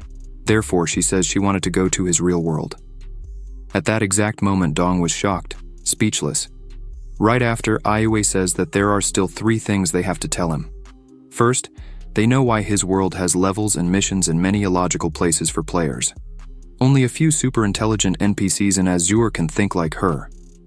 Awakening is very difficult, and to achieve it, curiosity is needed. For some creatures, whenever you illustrate enough, their intelligence will be stimulated, and they will want to explore and discover why death exists in your world and why they don't know about levels or can't change professions, just like in the game. Because the world works that way. Who created this world? Furthermore, some of your NPCs have reached a consensus with the current most powerful NPCs in Azure, and that is also the reason why she is cooperating with the dream. She told Dom that his performance exceeded her expectations, so she would like him to join them. According to her hypothesis, if they succeed in this, if they can bring their skills to Earth, like reviving or manipulating elements, they could be the new gods of Earth. At that moment, Dom asks her to stop because it's too much information to process. Then right after, Yuko gets up very excited, asking if it's really another world, and asks Dom if they can transmigrate. She also asks if there is a big difference between their world and theirs. Therefore, Ayue tells Yuko not to worry, that both are intelligent NPCs native to Azure. If she is interested, she can come with her to the Fairy Mountain after the competition. Many of them then, Ayue and also 3 NPCs residing there, were transmigrated, and through them, they learned so much about Earth. Anyway, as far as she knows, Dom was the first to transmigrate as a monster, so she hopes Dom will come with them. However, at this moment, he is very weak. His strength depends on his transfer, which is not easy to achieve. Transfers with 5 or more are basically expert level. Each person requires different materials and combinations to transfer. However, it seems he was careful in his first transfer. He can not only change shape but also add invisibility, enchantments, and additional combat elements. So, he must have been an experienced player before transmigrating. She then tells him not to misunderstand because she doesn't despise people like bullying does. Currently, he lacks much power to be able to return to his world. She adds that Guri fell, and if he hadn't fallen, she wouldn't have to tell him the clues for this main mission.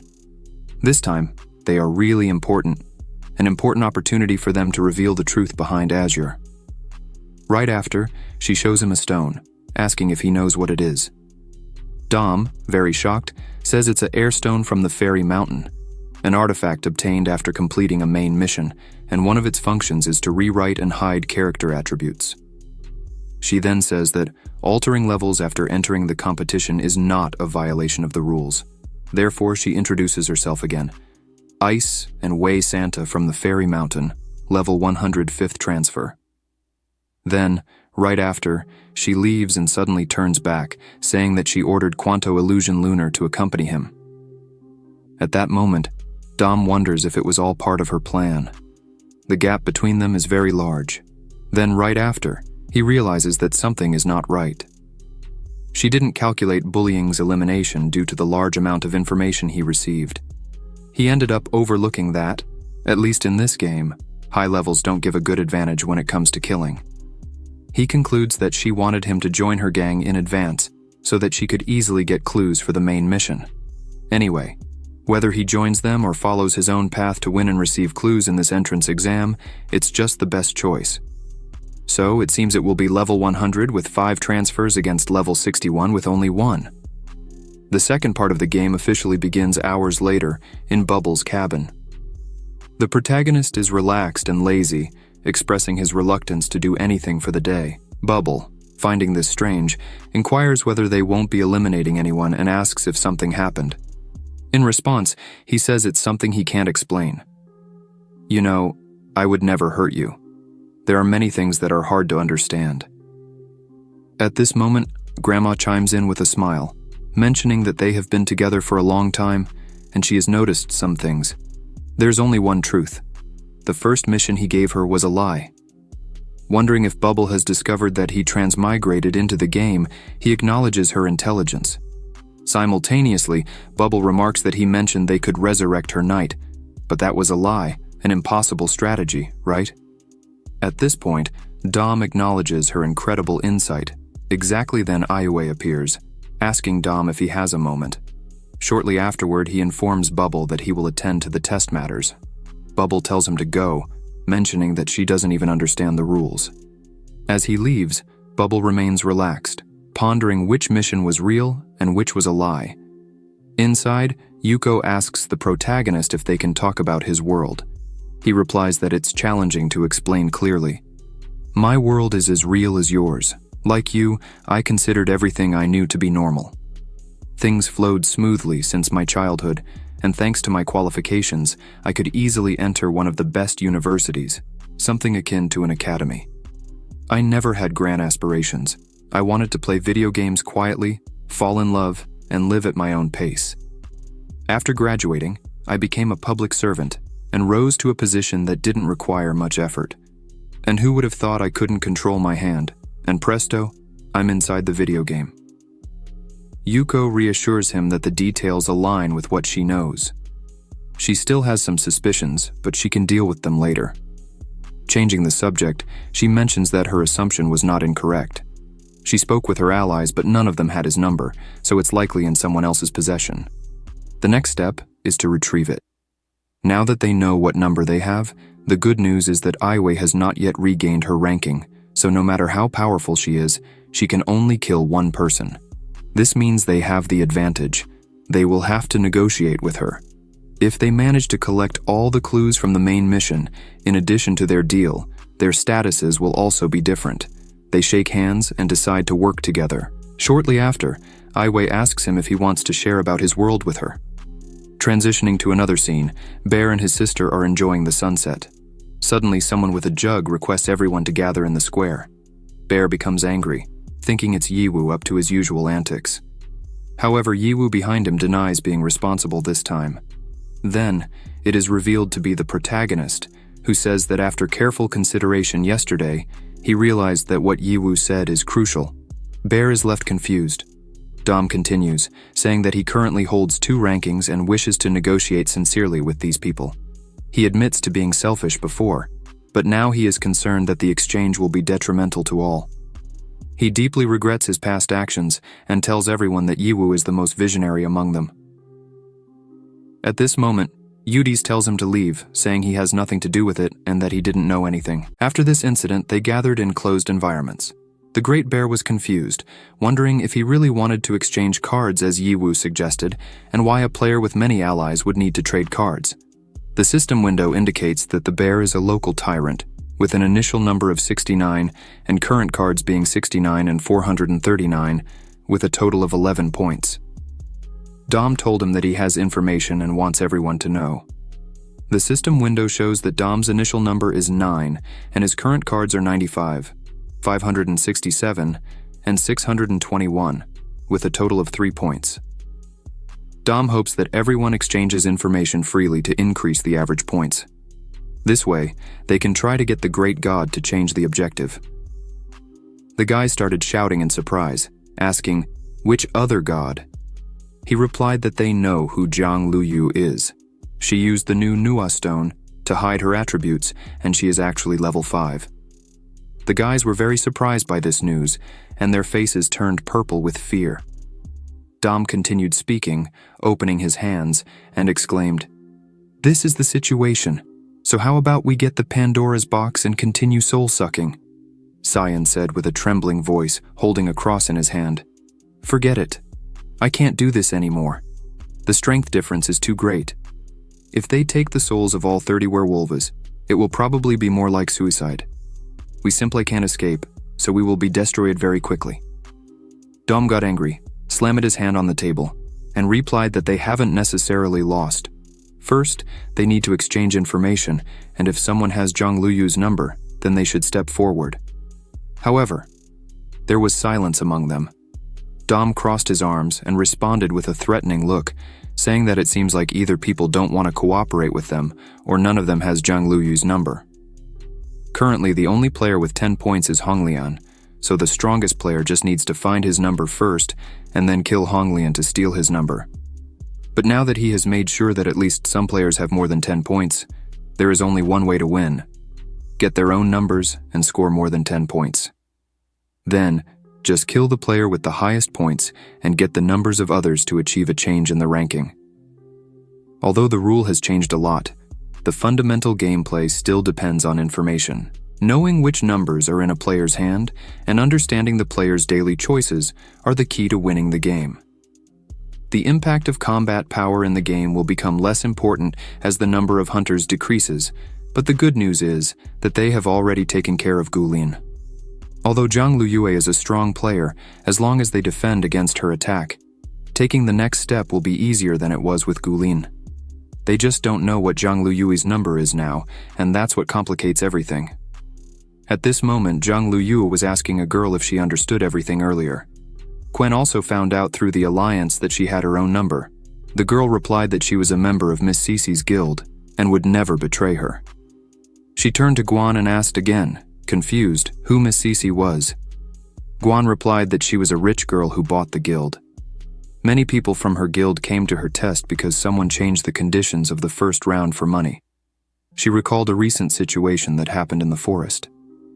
Hong turned to Cece and said, pointing his finger to the side, that there was a pet selling skins. He doesn't think they need to fight now, and they sell for 50 gold coins. At that moment, she was delighted and said that this is great. It's like receiving a gift. The most convenient way to resolve everything is through money. Guan thought. That's why 7 or 8 people from her guild were retested so quickly. Zhang Luyue asked Guan how much Miss Cece paid for the service. She can provide all the necessary resources. Guan should head to the Immortal Mountains later. The other girl started shouting, angered by Zhang Luyue thinking they were with Cece because of money, and asked if, in her opinion, she is some kind of corrupt person. But before she could finish speaking, Zhang Luyue interrupted her and said calmly that all these high-level weapons must be removed and sold at a good price. The girl bowed on the ground before Zhang Luyue and shouted that from now on, she is the most faithful disciple of the Immortal Mountain. She will fight wherever her guild goes. Zhang Luyue thought with a smile that corrupt people are very easy to force into betraying someone for a certain amount. It seems that most people on Earth are like that. This is a simple world, but at the same time so complex. Cece and Hong went to Dom's room, and she entered with a smile, saying she was late. She sat in the chair next to Dom, looked at his face, and said she had good and bad news for him. He asked her to tell everything at once, and she replied that recently in her guild, there was a player with the nickname Dusk Funeral. It seems she had Zhang Luyue's card, but it was left behind, and most likely, Zhang Luyue should have contacted her. And from what she now knows about the people on their side, they will betray him very easily if bribed with a larger amount. Hong shouted confidently at her that he would never betray Miss because thanks to her, he is here today. She looked at him with a smile and said, "Of course, except for him because he is not like that." He fell deeply in love with Miss, and Dom interrupted their conversation and started saying that not only did Zhang Luyue get his number, but now he is also forced to witness their public display of affection. Hong looked at him with a red face in embarrassment and shouted at him, asking what he is talking about now. Dom then asked why he was blushing now. At that moment, a girl knocked on their door and entered, apologizing for her interference and asking if they would like to exchange numbers there. Dom thought for a moment, and she continued talking. She has the number plate 9, which she knew belonged to one of them there. She asked if they wanted to bargain with her. Dom was glad that everything worked as he expected.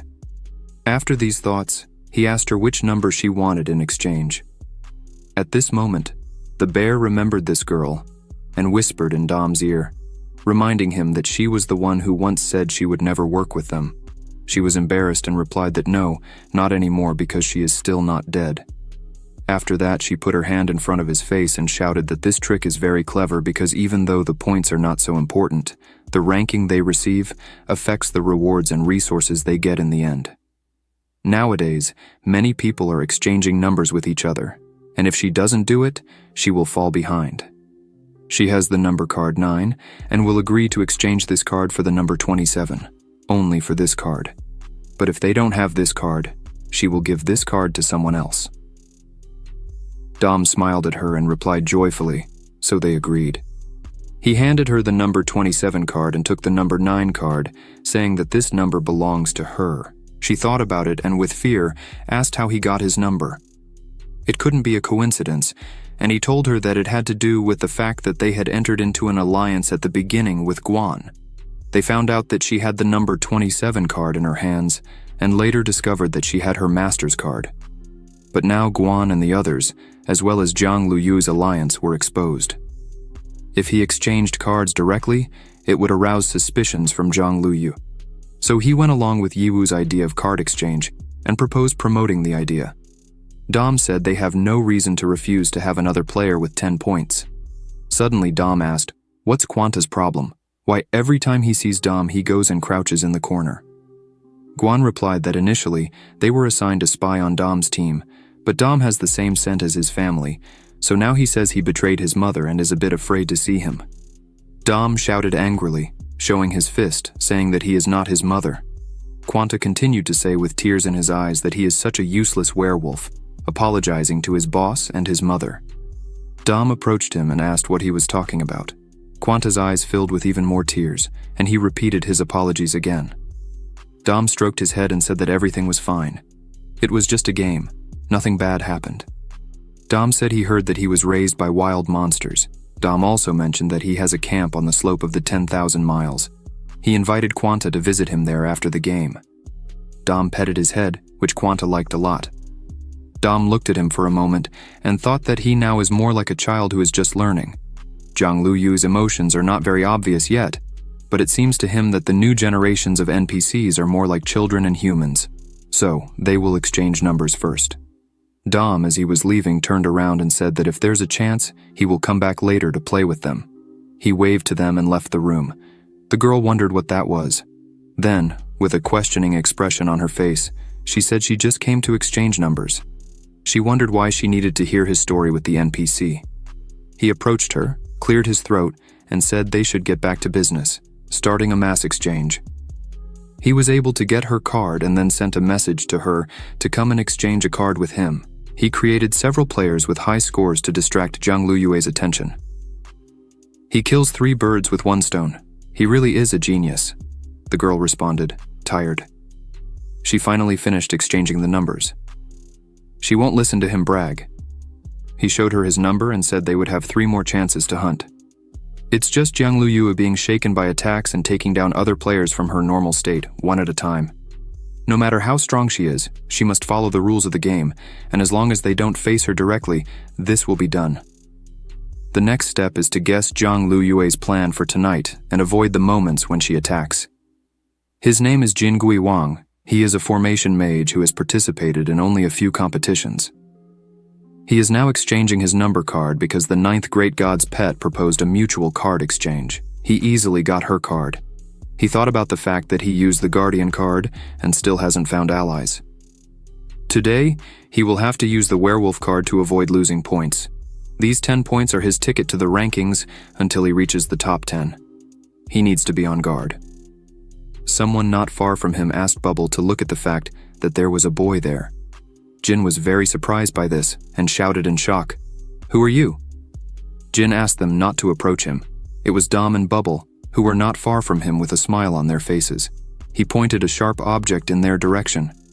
Dom looked from inside the house and wondered if he is a ceiling mage. Now that he guessed that Jin is playing alone, Dom with a smile says that he is lucky not to have been eliminated yet. Jin began to shout, pointing at the wall, telling them to look there because they are surrounded by his seals. He has already pushed one away with werewolf powers, so they better get out of there. Dom picked up a green and red book and said, "So, this is the same book with which he applied these seals." The guy was very surprised by this, and Dom remained calm. Then he turned sharply and shouted in fear, asking how he got there. Bubble replied that the slime helped with that. This is her pet slime. It can split. They used the slime's ability to disarm all of his traps. Jin leaned against the wall and said with a sad expression on his face that it would be better if he hadn't found his card. Then he wouldn't be so upset when this card was taken from him. Dom sat closer to him to calm him down and said, "Wow," praising him for managing to find his own number. Jin just had bad luck to encounter him, and Dom understands that it's not easy. Jin then started to cry and asked him if this meant he would let him go. Dom replied that he didn't think so. After hearing this, Jin, with disappointment, told him that Dom should take the number and go his way because he wanted to cry there alone. With a cheerful expression on her face, Bubble was stretching at the window of her room, taking the opportunity to look at the sunrise, and said that the beach has been very deserted in recent days. Dom replied to her that in recent days, players are making more effort to gain points than to form alliances. Fewer and fewer people want to exchange information, so it's harder to draw conclusions. Dom asked her if she's tired because it's very tiring to be constantly on alert. Although the day and night pass quickly here, not to prolong it too much, but still 7 or 8 hours have already passed in their world. She replied with a smile on her face that she wasn't tired. It's only been half a day, and she's already used to it. After that, still looking at him curiously, thinking he was somehow melancholic after returning from Jiangluyue. Dom, in response, told her not to think about it. He also told her that all the big guilds have gone crazy, inviting the first players they find. They use artifacts to participate in the event for players below level 40. This is unfair to honest people. Meanwhile, Jiang is behind Dom, but he doesn't notice, even with Bubble trying to warn him.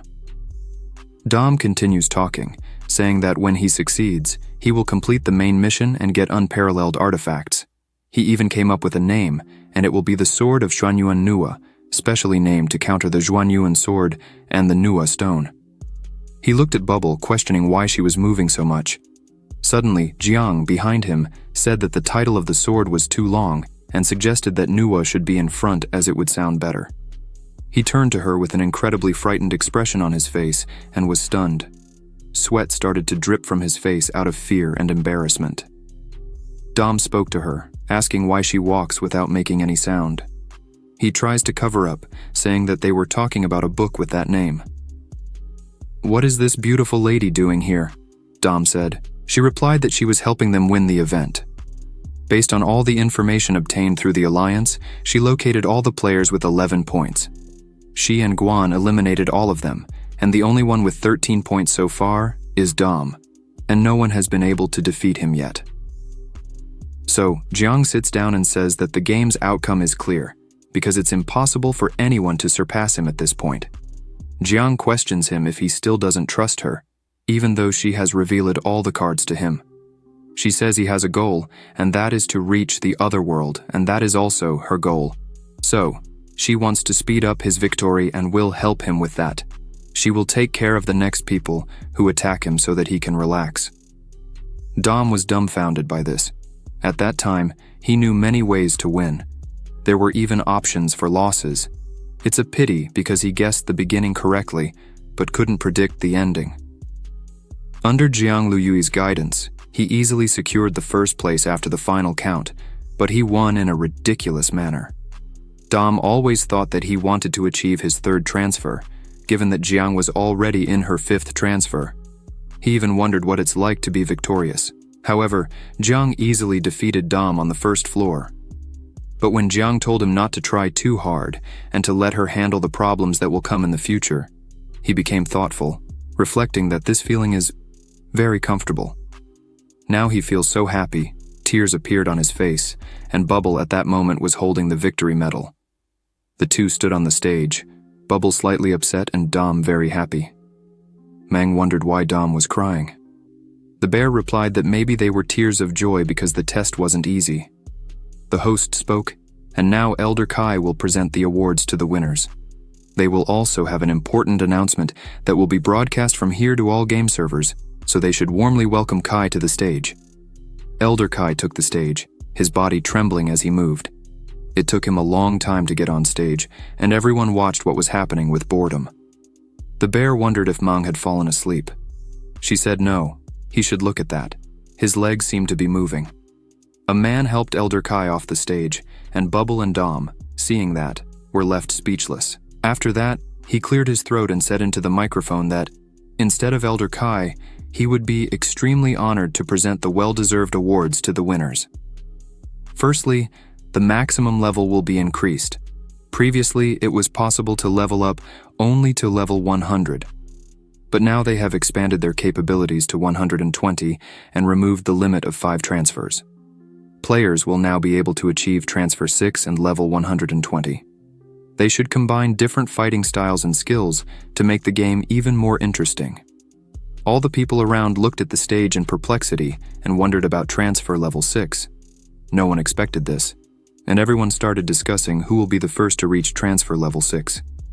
They also wondered if they would add new dungeons, as that would be simply wonderful. The man continued to say, approaching Bubble, that he would now give the main mission clue to the winner. She can choose to keep the clue to herself or share it publicly, as some previous winners have done. Bubble and Dom opened the clue and wondered what it was. Dom thought for a moment, then turned to the man with some request, and he spoke. And so the winner made a decision. There are 2 clues, and Bubble decided to share one of these clues with them, and the second will be kept secret. The first clue is a poem that he hopes one of them can solve. A channel will be established, and the rules of the world will be thus rewritten when souls from the other side climb the ethereal nebulous mountains. The boundary between life and death will arise. I hope we can join hands to rejoice and sing in this new era that will come.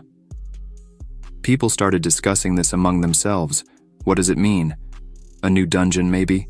New locations? The boundary between life and death has lost its limits. How is that so? These were the questions of those present in the audience. Dom was pensive because the second clue had the same symbol he has on his forehead. Dom wonders what this has to do with him.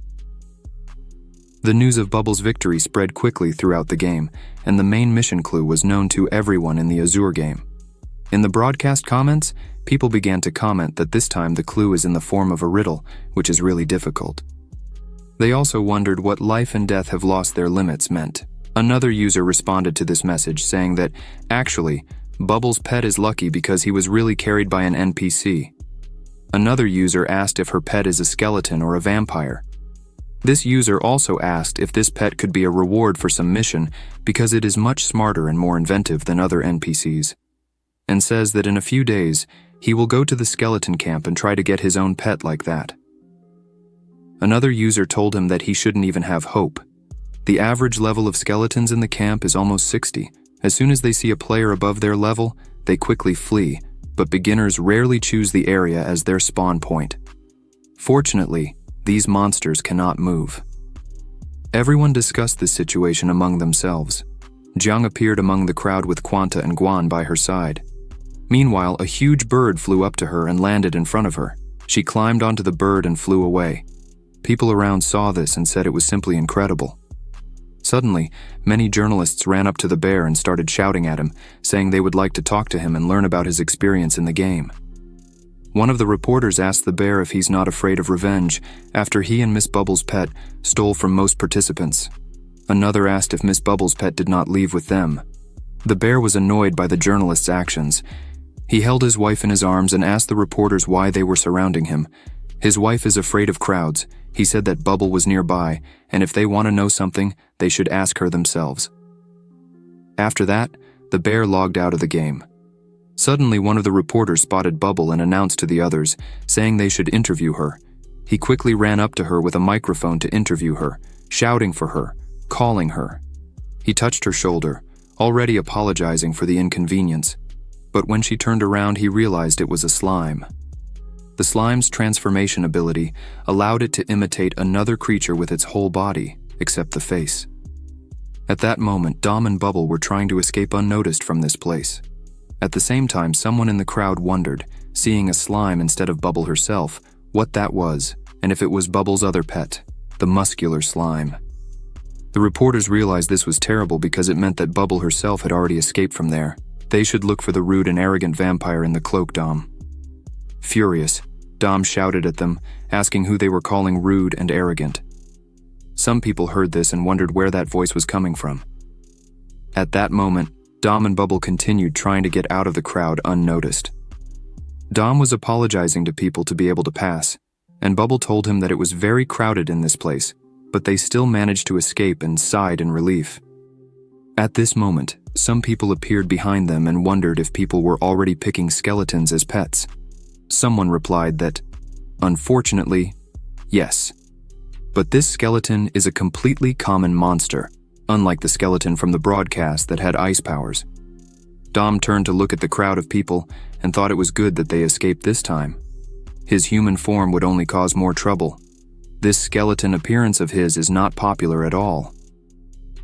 The two walked into the forest thicket, and Dom said that for now it would be better for him to appear in the skeleton form so that they would be less recognized. The vampire form would probably stand out everywhere they went, and the skeleton would not be so noticeable. In fact, he had no idea what was happening with the camp now, but he really wanted to find out. Dom told Bubble to log out and rest when they reached the camp. She agreed with him, but when they got there, a blonde knight in armor appeared in front of him with a broom in his hands. It was the warlord Shapo. Dom asked, "Where is the fat one and all the others?" The guy shouted back at him with joy and delight in his eyes. "Great Chief, you're finally back," said Shapo. He quickly fell to his feet and shouted that he had been waiting for him. Bubble covered her mouth with her hands in surprise, and Dom asked him why he called him Chief, what was happening there. The guy replied that after Dom defeated him, he realized that the camp where he and many other intelligent skeletons appeared could not be so common. Some time ago, we see the Fat One and Shapo talking. The Fat One told Shapo that he could go home because Dom had said to teach him a lesson, but they had been fighting for many days.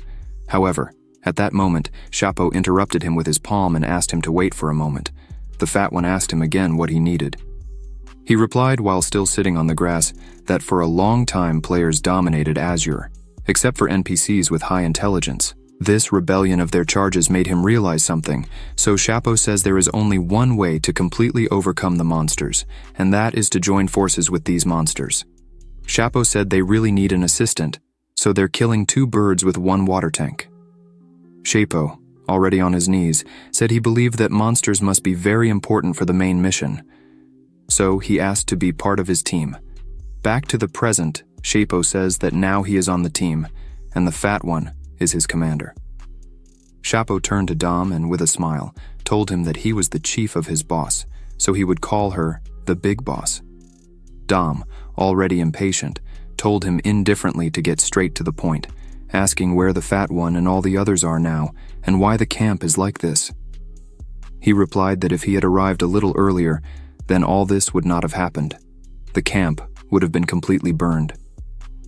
They sat on the grass facing each other, and Shapo began to tell them that this happened when he was away, but he tried to hide the camp in every possible way. One day, in a forest full of boars, a guy whose body was trembling said they had finally completed the mission. Now they could move on to the higher-level monster zone. He was already fed up with the skeletons and said he never wanted to see them again. After those level 30 boars, they would finally move to another city. Someone behind those guys called them and asked for permission. The 2 guys turned around and saw that it was Shapo. Behind him, many skeleton monsters had gathered. He pointed his sword forward and confidently shouted to attack, after which he ran away and returned with the boars to make food. One of the guys held his head, fell to his knees, and shouted in anger, "These skeletons again!" He approached his brother named Ming Yu and asked if they can change the composition of their bodies when they reach the second transfer. Ming asked in bewilderment of his brother Qing Feng what he meant by those words.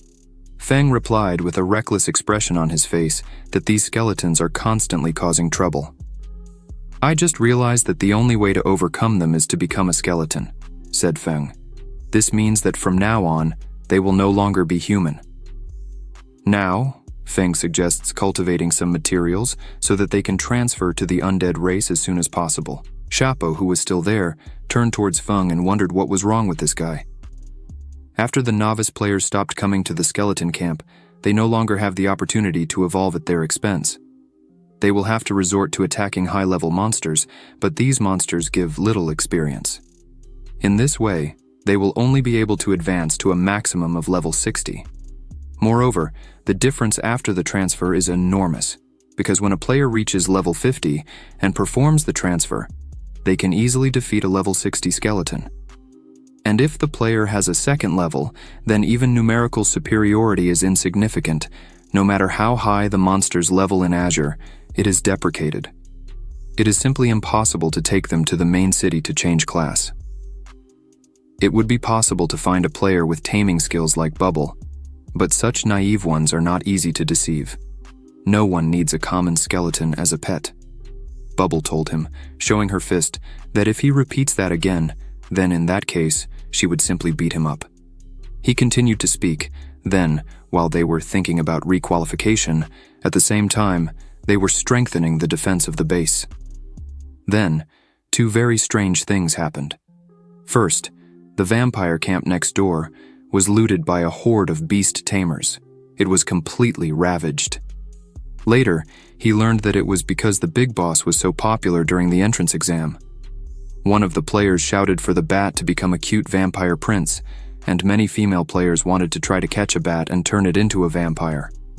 Dom said with a smile that it seems he fooled them. "So, what's the second thing?" said Dom.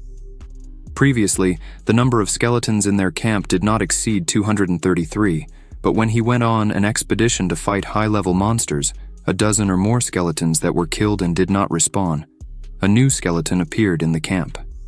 In total, there are 4 skeletons in this camp, with their own consciousness.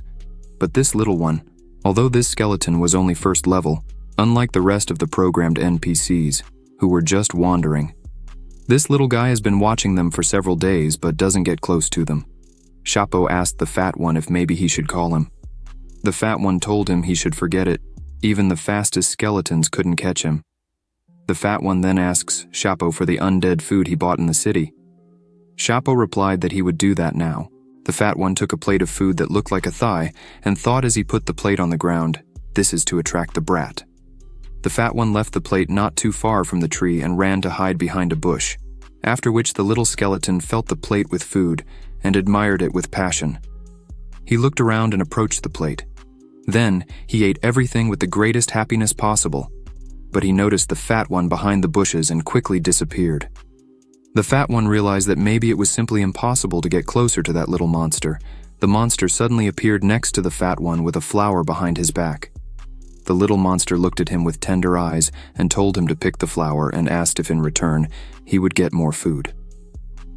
Earlier, in the skeleton camp, Chapo and the skeletons gathered in the same room and watched the game progress, and when Dom showed the number 1 card, Chapo shouted to him how great that was and that the big boss is just too handsome. At that moment, a skeleton pushed him aside, saying that he should get out of here because he was blocking everyone's screen. The little monster was sitting on the fat one's skull, and the fat one told him, pointing his finger at the screen, to look there. "Cole, this is our boss. He taught us how to hunt and read. You will meet him after the tournament," said the fat one. Cole asked the fat one if this was serious.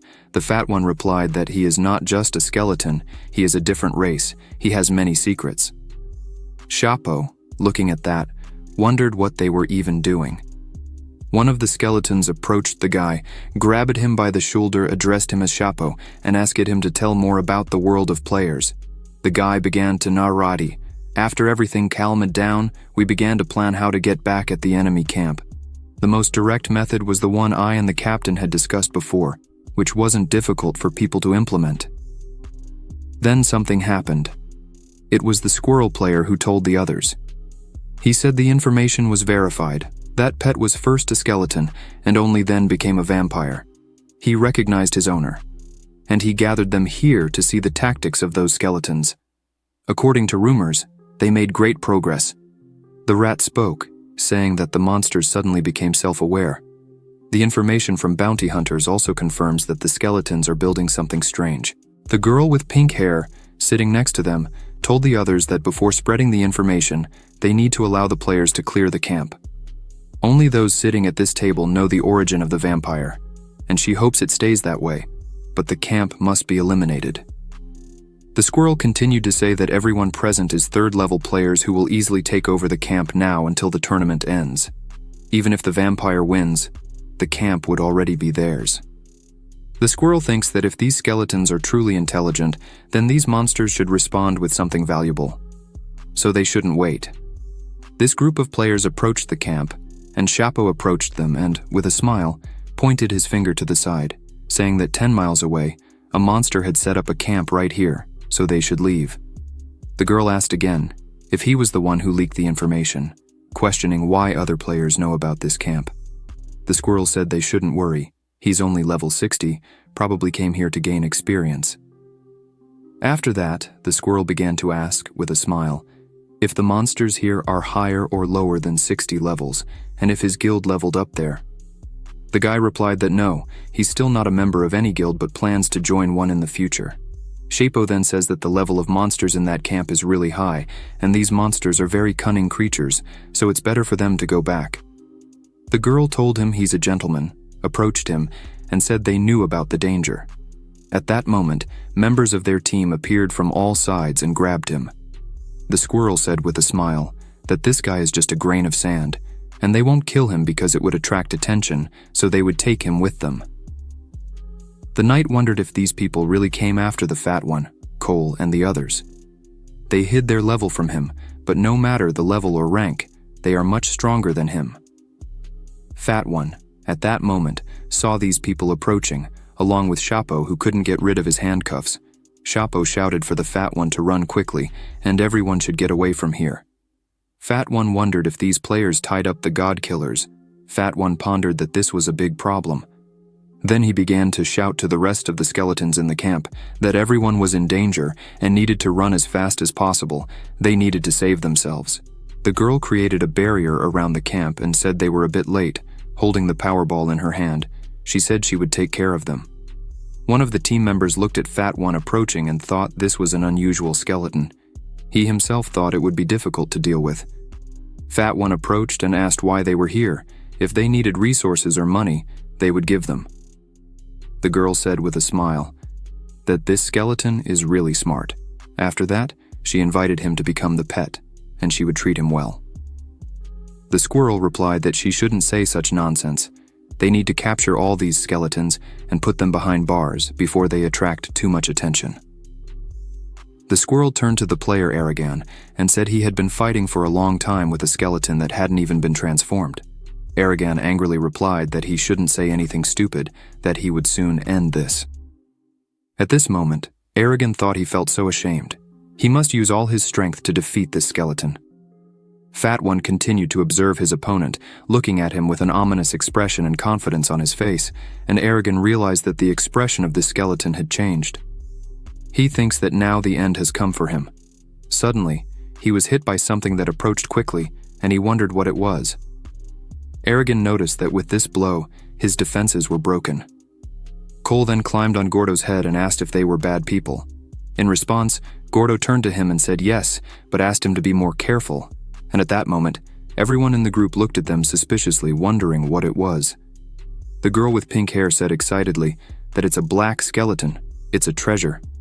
Black monsters are much stronger than ordinary ones. The best player in the West has a pet like this. It's a black dragon. At that moment, the squirrel shouted loudly with a smile that they don't need anyone anymore. If they capture him, they'll become rich. To avoid misunderstandings, Bindi and Aragon should attack them together. Cole suddenly jumped off Gordo's skull and attacked. Aragon saw this and, with a frightened expression on his face, shouted, "There." He tried to defend against this attack, thinking that this little one hasn't been transferred yet. He is very strong, and Aragon can't keep up. He is too fast. Aragon was thrown back by the impact. Cole, in front of the enemies, shouted to them saying that they are all bad people. Bindi ran behind Cole and created magical circles in his hands. He directed his powers towards Cole and he found himself inside a magic ball. But Cole easily dealt with this magic and escaped from there. Bindi was very surprised by this and wondered angrily if the prison hadn't stopped him. The squirrel, who continued to watch the battle from afar, thought that he is very different from all the others. He looked towards the camp and realized that everything around him was empty, which made him start shouting hastily. The squirrel told them to deal with him quickly, as he was delaying them. There are fewer and fewer skeletons as they fight. Gordo heard this and shouted to Cole that they discovered the plan, and he should follow him. Gordo opened a hatch that was on the ground under the grass, entered, and said, addressing Shapo, that he is a player, so he just needs to explain it to them. Cole landed on Gordo's head, mocked them, and disappeared underground together. The whole team of thieves approached this hatch, looked inside, and the girl with pink hair said that even their trail disappeared, and wondered if these were the underground labyrinths. The squirrel replied that they were not successful. They didn't even catch a small skeleton. What will happen to their reputation after this? He then turned to Chapo and asked if he was friends with these skeletons and where this labyrinth led. He replied that he wouldn't say, even if they killed him. He could revive and show all his strength. All team members started beating him and yelling at him that today he would simply die. The pain in Azure feels almost like real pain, regardless of the settings, so pleading for mercy was pointless. After a while, Chapo, leaning against a tree, began to tell Gordo that he needed to completely turn off his pain sensations, first the skeletons and then the players. Gordo said that Cole had observed that they had already gone far enough before leaving. Chapo, with a battered and bleeding face, said that he hadn't said anything to the thieves because he was a man of his word. Gordo touched his shoulder, apologized, and said that they simply couldn't stay there because it wasn't safe. They needed to build a camp, a new camp. Chapo finished telling his story about the previous events to Bubble and Dom. He said with a smile that that's how things happened. They moved from here, but not too far because they were afraid their boss Dom wouldn't find them. If they allowed, he would guide them. Dom replied that he could have just said that they moved and asked why he needed such a long story to explain that. Chapo grabbed his head and said embarrassedly, Okay, it's my fault. Just don't hit me again. Dom, touching Chapo's shoulder, said that he is grateful to him. He officially accepts him into their gang. Bubble began to yawn and mentioned that maybe she would log out of the game because she really wanted to sleep.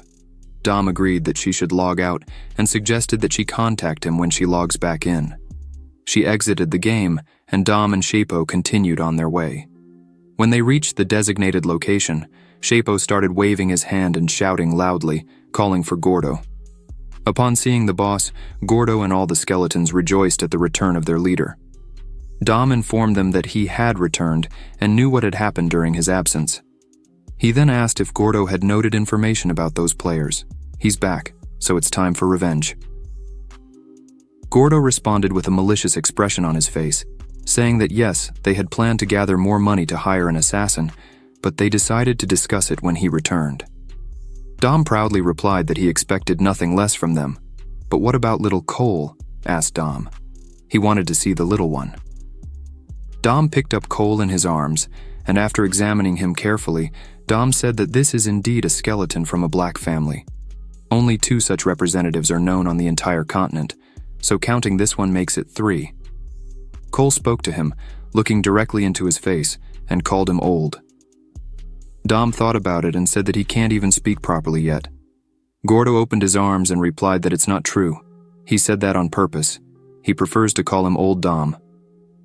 Dom sat at the table and spoke with a confident look, stating that their new goal is their retraining, and it's not about reincarnation.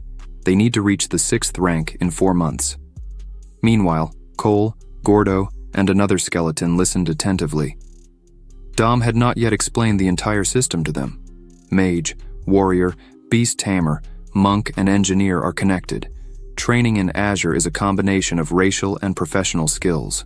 With each new rank, there's an opportunity to gain new skills, rare quests, or professions. For example, Bubble, a beast tamer, chose the taming skill, and after advancing a rank, she continued with the taming skill, so she can have 2 pets. Yiwu and Guling could choose one of the additional weapon upgrades or additional physical skills. The choice of classes will affect skills and different fighting styles. Zhonglu Yue can choose a class that will be useful both in battle and for peaceful life in general. It's better to choose a main class and continue to improve it. Even when adding a new class, each of their classes will somehow be connected to the base, but the main class will be available after the 3rd rank. However, the materials for this process are individual for each. Many quests for this must be completed individually, and there are requirements for certain skills. Subsequent ranks don't particularly affect the style and efficiency of the game, so few people develop further. Often, players stay at a certain stage because Azure is not just about battles and fights. Here, one can manage cities, produce resources, or create their own institutions.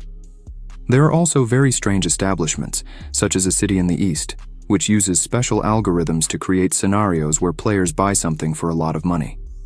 Players in such establishments can play different roles, solve different problems. The scenario is very realistic, and this attracts a huge number of people who love logical puzzles. Some even put special attractions in the city. For example, the tallest roller coaster in Azure. With the help of various elements, new varieties of plants can be developed, or one can even create a little friend to take care of, like a cute cat. The sensation of soft fur and warmth is no different from real feelings. There are even players who cannot distinguish virtual reality from reality, which reality is more natural. The most amazing thing is that when a person enters the game, they can actually feel the magic flowing through their veins. However, as this is a government project, there are many mysteries and speculations that cannot be proven. They have a lot in common with regular players. They share the same goal, and everyone must do their best to stay ahead and compete on equal footing with the top guilds when the main mission opens in 4 months. Gordo replied, expressing his assumption, stating that if they enter the city, then in that case they will be killed immediately, and there's almost no Tamir who trusts them. Dom responded confidently that this wasn't entirely true, because he has a friend. After a while, Yuko and Cece arrived at their camp, waved their hands and greeted everyone with a smile, saying they had come here as agreed. They sat at the same table, and Cece happily sat next to Dom, looking at Gordo with Cole. Dom turned to her, puzzled, and asked if she was almost at the 3rd rank. She replied, a bit embarrassed, that yes, she hadn't been in a hurry because she wanted to fight at a low level. As soon as the tournament ended, her assistant started helping her collect materials to level up. They brought various things to her, and one of the guys said that it's a transfer kit in her hands, recommended by a professional analyst. At the same moment, someone offered her the fruits of experience. Dom said that experience fruits aren't very useful. They only give 1 level and cost 500 gold, and players usually only consume them when they're almost at the maximum level. Dom asked if she's using it as a snack. In response, she asked if they're not a snack and mentioned that she has many of them. She handed a fruit to Cole, whose eyes shone, and his mouth salivated with curiosity. He quickly grabbed the fruit and started eating it. Cece asked him not to rush and to chew carefully. Looking at Cole, Cece told him that if he goes with her, he can eat as much as he wants. In amazement, Cole threw the fruit on the table. Cole ran behind Dom's arm and said that then he won't eat, and he doesn't want to leave. Dom told Cece not to scare him. They agreed that if the local skeletons wanted to follow her, she could take them. They made a blood oath about it. In the game guide Azure, a blood oath is the most reliable way to seal an oath in Azure, where the system becomes a third party, monitoring the fulfillment of the agreement's terms, and in case of a violation of the agreement, penalties are applied. She responded with a smile that he shouldn't worry about it, and it's the most valuable thing that can't be bought with money. She served the fruit to Cole again, who hid behind Dom and invited him to just eat it for free. Then, Cece asked Dom why he had called her there. She assumed that she should provide protection to his skeletons or help them level up. Dom replied that it would take many tamers to cover each skeleton. After these words, he turned to Yuko and asked if she brought what he had requested. She took out a piece of paper with some inscriptions and drawings and told him that this is an advanced training method which she obtained from a protected state file. She managed it with the help of her connections. Still, due to the complexity of the process, she will only be able to bring a few with low qualifications. Dom thought and suggested that they need to find another way and how they can do it faster. Gordo realized something and told the others that he had an idea but didn't know how possible it was. He began to explain the whole situation to them, to which Yuko replied that she would try. Cece said it sounded fun, so she would also try. They left the room and Gordo turned to Dom, asking what they had talked about. He replied that he just sold him. These words surprised Gordo and he shouted back with a scared expression on his face. Dom replied that he was joking about it. He just thought that he should try to consider all the city residents as regular players, not enemies. It won't be easy for them to enter the city, so why not bring the class exchange center here, said Dom. Gordo asked again if that was really possible. Dom replied with a smile that they would try, as Yuko has connections in the city, although he admits that they are testing their luck. After this dialogue, Dom asked Gordo to show him the camp again. After a while, Yuko shouted with incredible joy and pleasure, exclaiming that Dom's plan had worked. He asked her if this was really true. She replied that an official had agreed to help them set up a training branch right there.